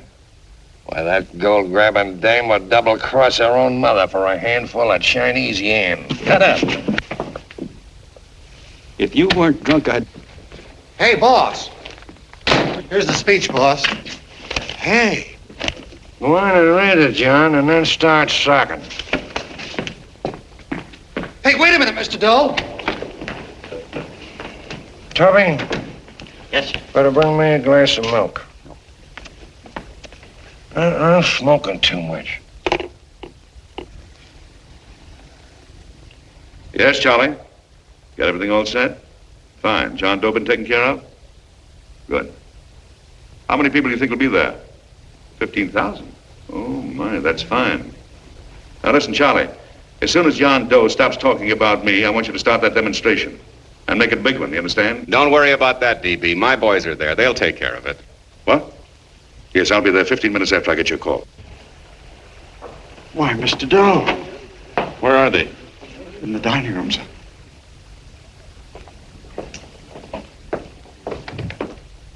Now, gentlemen, I think we're about ready to throw that great big bombshell. Yeah, well, it's about time. Even a conservative estimate shows that we can count on anywhere between 10 and 20 million John Doe votes. Now, add to that the labor vote that Mr. Bennett will throw in, and the votes controlled by Mr. Hammett and the rest of you gentlemen in your own territories, and nothing can stop us. As I said before, I'm with you, providing you can guarantee the John Doe vote. Don't worry about that. You can count on me on one condition. Little Bennett's got to be taken care of. Didn't I tell you that everybody in this room would be taken care of? My agreement with you gentlemen stands. I'm with you, DB, but I still think it's a very daring thing we're attempting. These are daring times, Mr. Barrington. We're coming to a new order of things. There's too much talk been going on in this country. Too many concessions have been made. What the American people need is an iron hand. You're right. That's true. You're quite right, D.B. Discipline. Right. And now, may I offer a little toast to Miss Ann Mitchell, the brilliant and beautiful lady who is responsible for all this. Mr. Norton, I'd like to talk to you alone for a minute. Oh, Miss Mitchell has something to say to us. That's fine.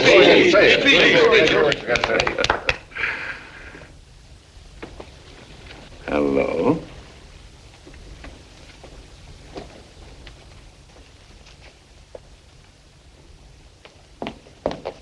John, I'm so glad to see you. I was terribly worried. Did you write this?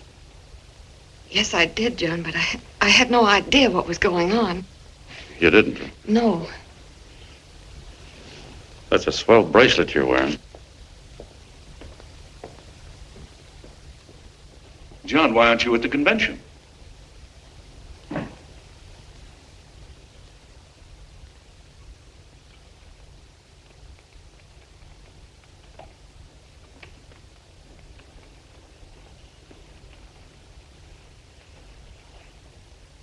Is there anything wrong?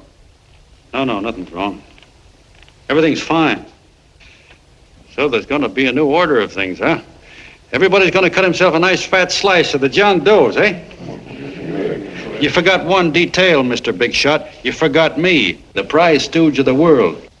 Why, if you or anybody else thinks he's going to use the John Doe clubs for his own rotten purpose, he's going to have to do it over my dead body. Oh, hold on a minute, young man. Hold on. That's rather big talk. I started the John Doe clubs with my money, and I'll decide whether or not they're being properly used. No, you won't. You're through deciding anything. And what's more, I'm going down to that convention, and I'm going to tell those people exactly what you and all your fine feathered friends here are trying to cook up for them. And I'm going to say it in my own words this time. Stop it, baby. You ruined us, Stevie. Wait a minute, fella. My uncle wants to talk to you. Listen to me, my son. Before you lose your head completely, may I remind you that I picked you up out of the gutter and I can throw you right back there again? You've got a nerve accusing people of things. These gentlemen and I know what's best for the John Does of America, regardless of what tramps like you think. Get off that righteous horse of yours and come to your senses. You're the fake. We believe in what we're doing. You're the one that was paid the 30 pieces of silver. Have you forgotten that? Well, I haven't. You're a fake John Doe, and I can prove it. You're the big hero that's supposed to jump off tall buildings and things. Do you remember? What do you suppose your precious John Does will say when they find out that you never had any intention of doing it, that you were being paid to say so? You're lucky they didn't run you out of the country. With the newspapers and the radio stations that these gentlemen control, we can kill the John Doe movement deader than a doornail. We'll do it, too, the moment you step out of line. Now, if you still want to go to that convention and shoot your trap off, you go ahead and do it.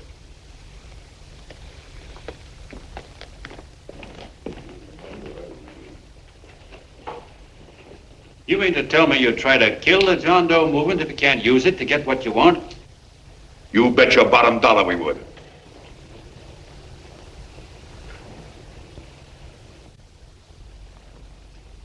Well, that certainly is a new low. I guess I've seen everything now. You sit there back of your big cigars and think of deliberately killing an idea that's made millions of people a little bit happier.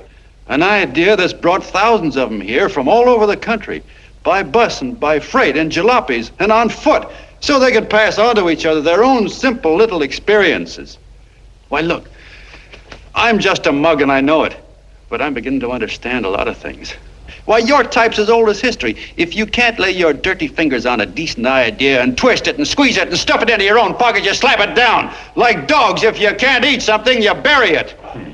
Why, this is the one worthwhile thing that's come along. People are finally finding out that the guy next door isn't a bad egg. That's simple, isn't it? And yet a thing like that's got a chance of spreading till it touches every last doggone human being in the world, and you talk about killing it. Why, when this fire dies down, what's going to be left? More misery, more hunger, and more hate. And what's to prevent that from starting all over again?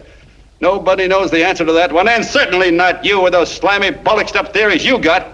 The John Doe idea may be the answer, though. It may be the one thing capable of saving this cockeyed world. Yet you sit back there on your fat hulks and tell me you'll kill it if you can't use it. Well, you go ahead and try. You couldn't do it in a million years with all your radio stations and all your power. Because it's bigger than whether I'm a fake. It's bigger than your ambitions, and it's bigger than all the bracelets and fur coats in the world. You bet it is, John. And that's exactly what I'm going down there to tell those people. A minute, you ungrateful rat. My uncle's been too good to... He's getting away. Give me the bullet. John! I've always told you, D.B., you're playing with dynamite. Which way? All right, now, girl, get away. Before he gets through tonight, he'll rule us all. Now, stop him cold. Don't worry, I've been ready for this. John! Oh, John, please listen to me. Please, I can explain everything. John, I didn't know what they were going to do. Let me go with you, John. John, please. Go ahead, driver. Ballpark. Explain it to you, John. Please let me go with you. Please. John! Mr. Martin wants to see you. Listen to me, Mayor Lovett. You do as I say. I want them both arrested. You tell the police department to pick up Cannell. I've got the girl here. I've got the bullet. I don't care what you charge him with. If you're worried, let him go in the morning, but keep him in jail overnight. Hello, Bulletin. Put wire on.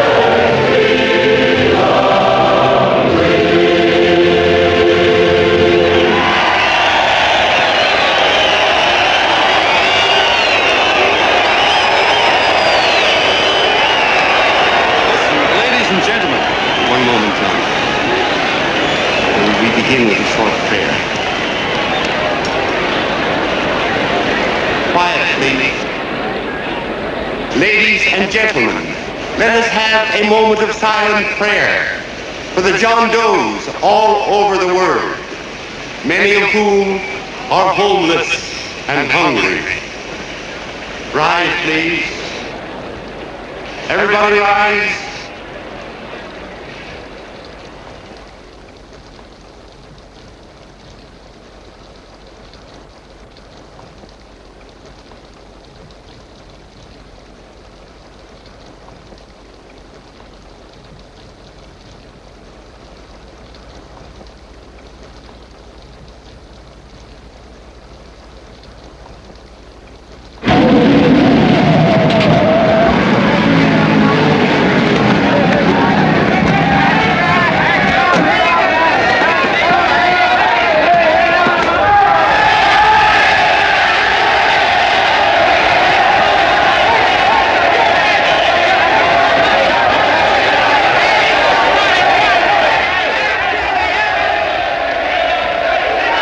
Newsboys.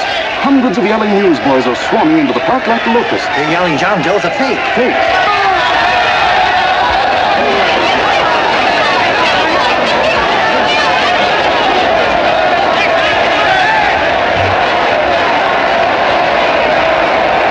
Federal investigation urged by Chamber of Commerce. How could he be a fake? It must be some kind of a gag. A what? A gag. A gag.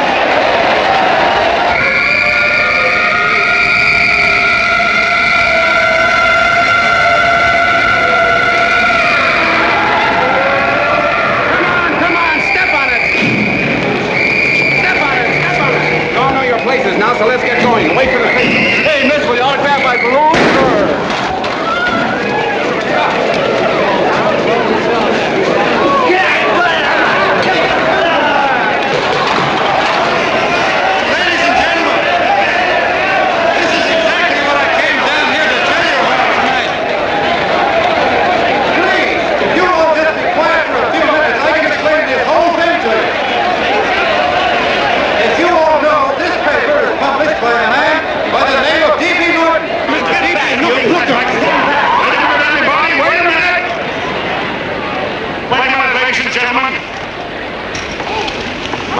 D.B. Norton. You all know me.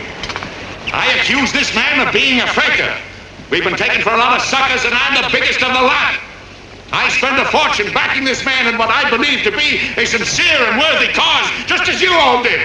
And now I find out it's nothing but a cheap racket cooked up by him and two of my employees for the sole purpose of collecting dues from John Does all over the country. That's a lie. It's not a lie. Nickels and dimes to stuff into their own pockets. You can read all about it in the newspapers there.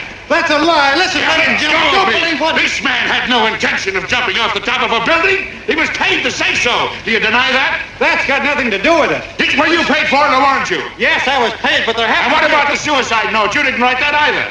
What difference did you write it or didn't you? No, I didn't write it. Now, you bet your life you didn't. You look in your papers, ladies and gentlemen, and you'll find Miss Mitchell's signed confession that she was the one who wrote it. Listen, folks, it's a fact that I didn't write the letter. There, you see, he admits it. You're a fake John Doe. Now, for what you have done to all these good people, they ought to run you out of the country.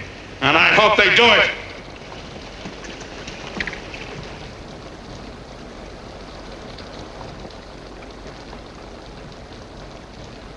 Speak up, John. We believe you.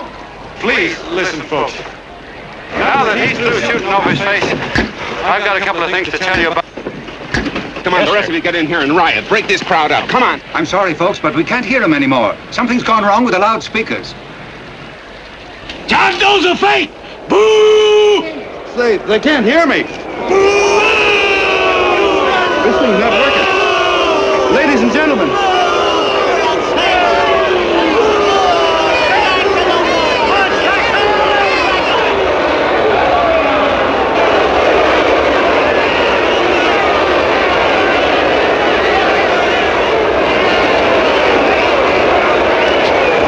This thing's bigger than whether I'm a fake. Look, Kurt, you believe me, don't you? Sure, I believe you. Walking my legs off, digging up 5,000 signatures for a phony. Well, there you are, Mr. Doe. 5,000 names asking you not to jump off any roof. It makes no difference, Bert. The idea's still good. We don't have to give up our club. Yeah, well, you can have it. They're starting to throw things. Somebody's going to get hurt. I'm afraid it'll be John Doe. Listen to that mob. I've got to go to him. All right, lady. Get what you ought to. Let me go. I want to go to him. Oh, please. Please let me go. They're crucifying him. I can help him. Sorry, sister. We got orders to hold... Orders from who? Can't you see it's a framer? Oh, mother, they won't let me go. They won't let me go. Listen, folks. You gotta listen to me, everybody. Back to the jungle, you hobo! Just another racket. Stick to your clubs. We've been fed baloney so long, we're getting used to it.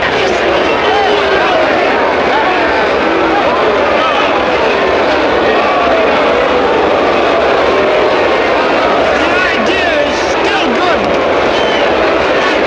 Believe me, folks. Listen, John Doe, you're the hope of the world.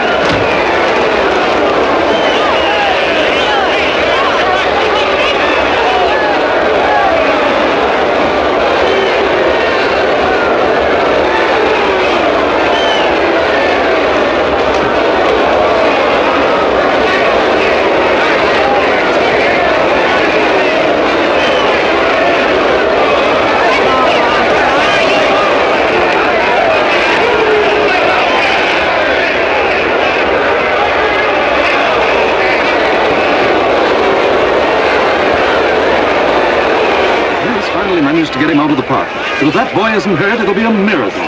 Ladies and gentlemen, this certainly looks like the end of the John Doe movement. Well, boys, you can chalk up another one to the Pontius Pilates.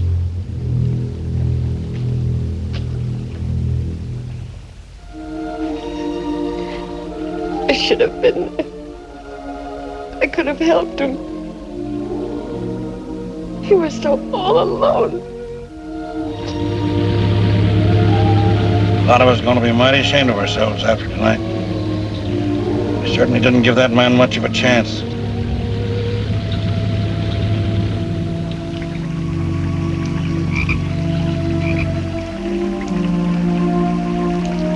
Have some more coffee, Long John?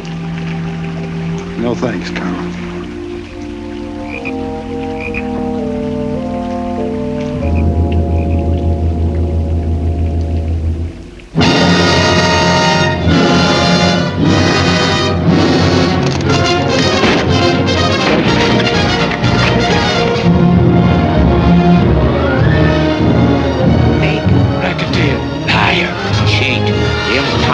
Why don't you jump? Christmas Eve at midnight. Bye, Mr. Doe. You're a wonderful man. And God bless you, my boy. Now get in there and pitch. You're a fake John Doe, and I can prove it. You're the big hero who's supposed to jump off tall buildings and things. Do you remember? What do you suppose your precious John Does will say when they find out that you never had any intention of doing it, that you were being paid to say so? Christmas Eve at midnight.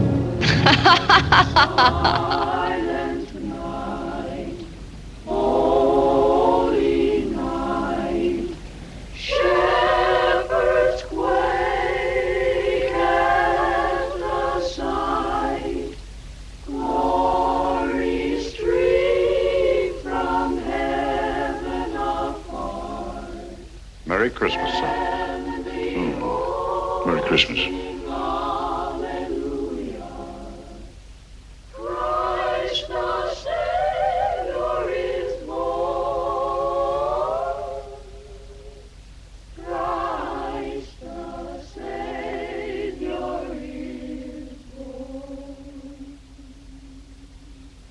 Thank you, sir.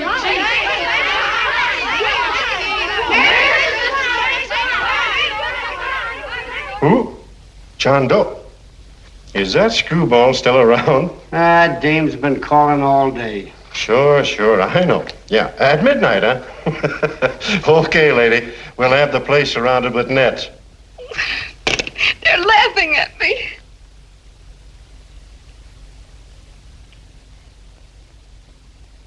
You're a sick girl, Anne. You better take it easy.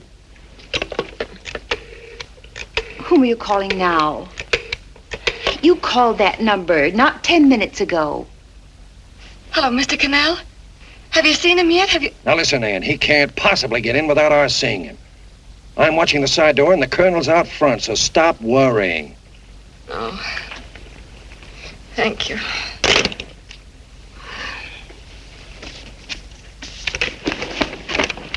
What, Ann? Anne, don't be foolish. If this isn't the craziest, the battiest, the looniest wild goose chase I ever heard of. Shut up, Bert. Sourpuss is right. Yeah, well, if he is, I'm a banana split. That man is going to be on that roof. Don't ask me how I know. I just know, and you know it as well as I do. Sure. I'd like to believe in fairy tales, but a guy that's a fake isn't going to jump off any roof. I don't think he was any fake, not with that face. And anyway, what he stood for wasn't a fake. Okay, honey, okay.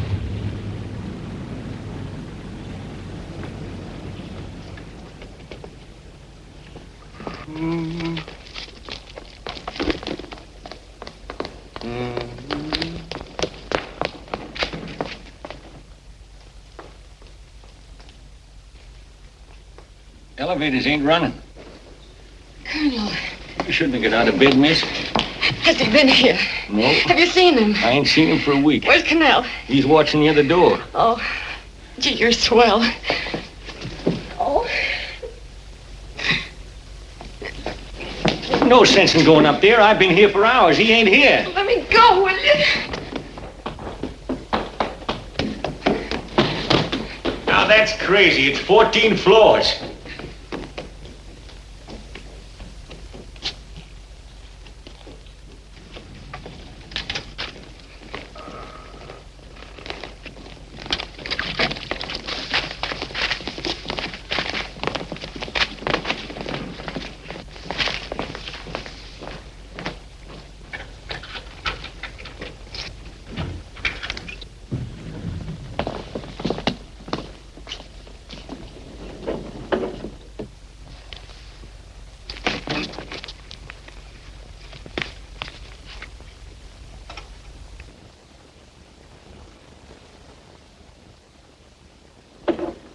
far as the elevator goes.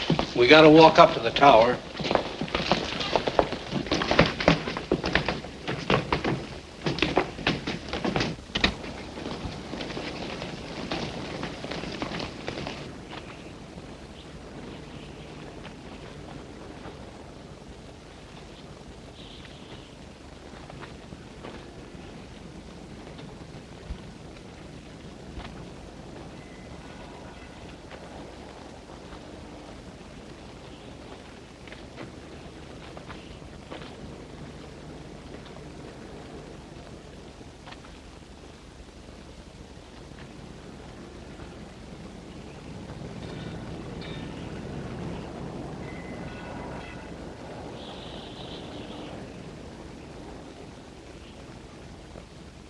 That tramp was probably full of Christmas cheer and asleep in some flop house. Let's go. I've got to decorate my tree.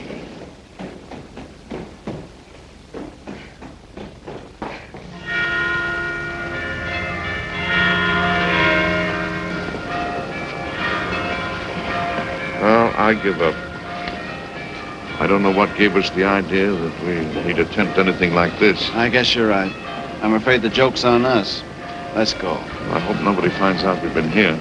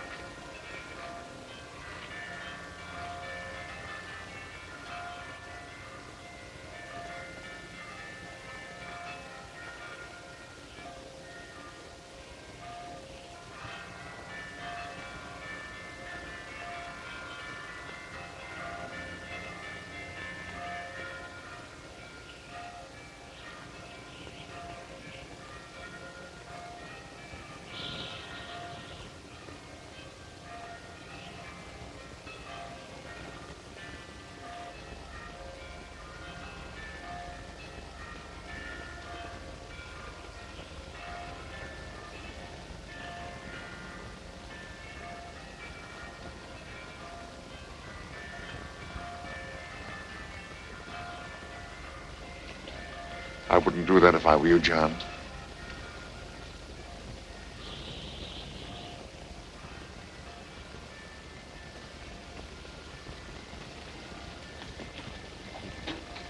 It'll do you no good. Mayor has policemen downstairs with instructions to remove all marks of identification you may have on your person. You'll be buried in Potter's Field and you will have accomplished nothing.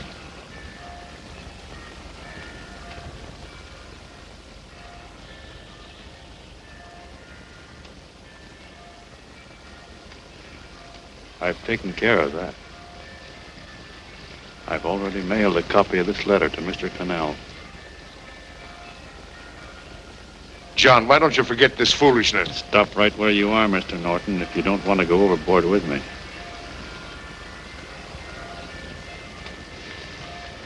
I'm glad you gentlemen are here. You killed the John Doe movement, all right. But you're going to see it born all over again.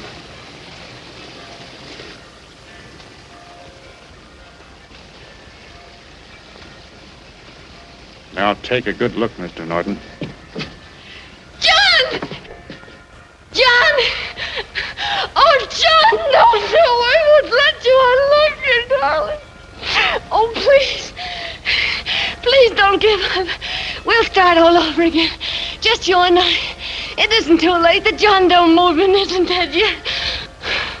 You see, John, it isn't dead or they wouldn't be here. It's alive in them. They kept it alive by being afraid of it. That's why they came up here. Oh, darling.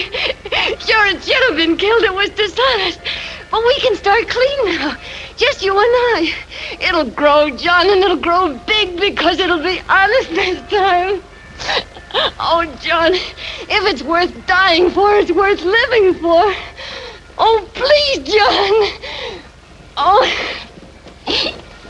Oh, please, please, God, help me. John, look at me. You want to be honest, don't you? Well, you don't have to die to keep the John Doe idea alive. Someone already died for that once. The first John Doe. And he's kept that idea alive for nearly 2,000 years. It was he who kept it alive in them. And he'll go on keeping it alive forever and always. For every John Doe movement these men kill, a new one will be born. That's why those bells are ringing, John. They're calling to us. Not to give up, but to keep on fighting, to keep on pitching. Oh, don't you see, darling? This is no time to give up. You and I, John, we... Oh, no.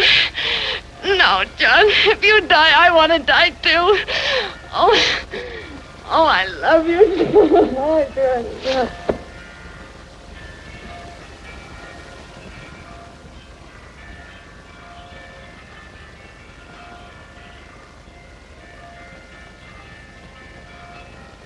Mr. Doe, you don't have to.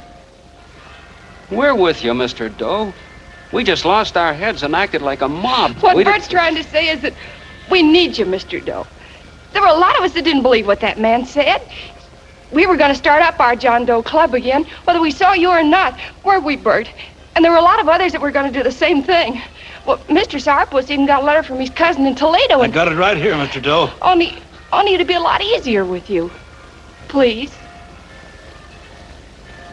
Please come with us, Mr. Doe.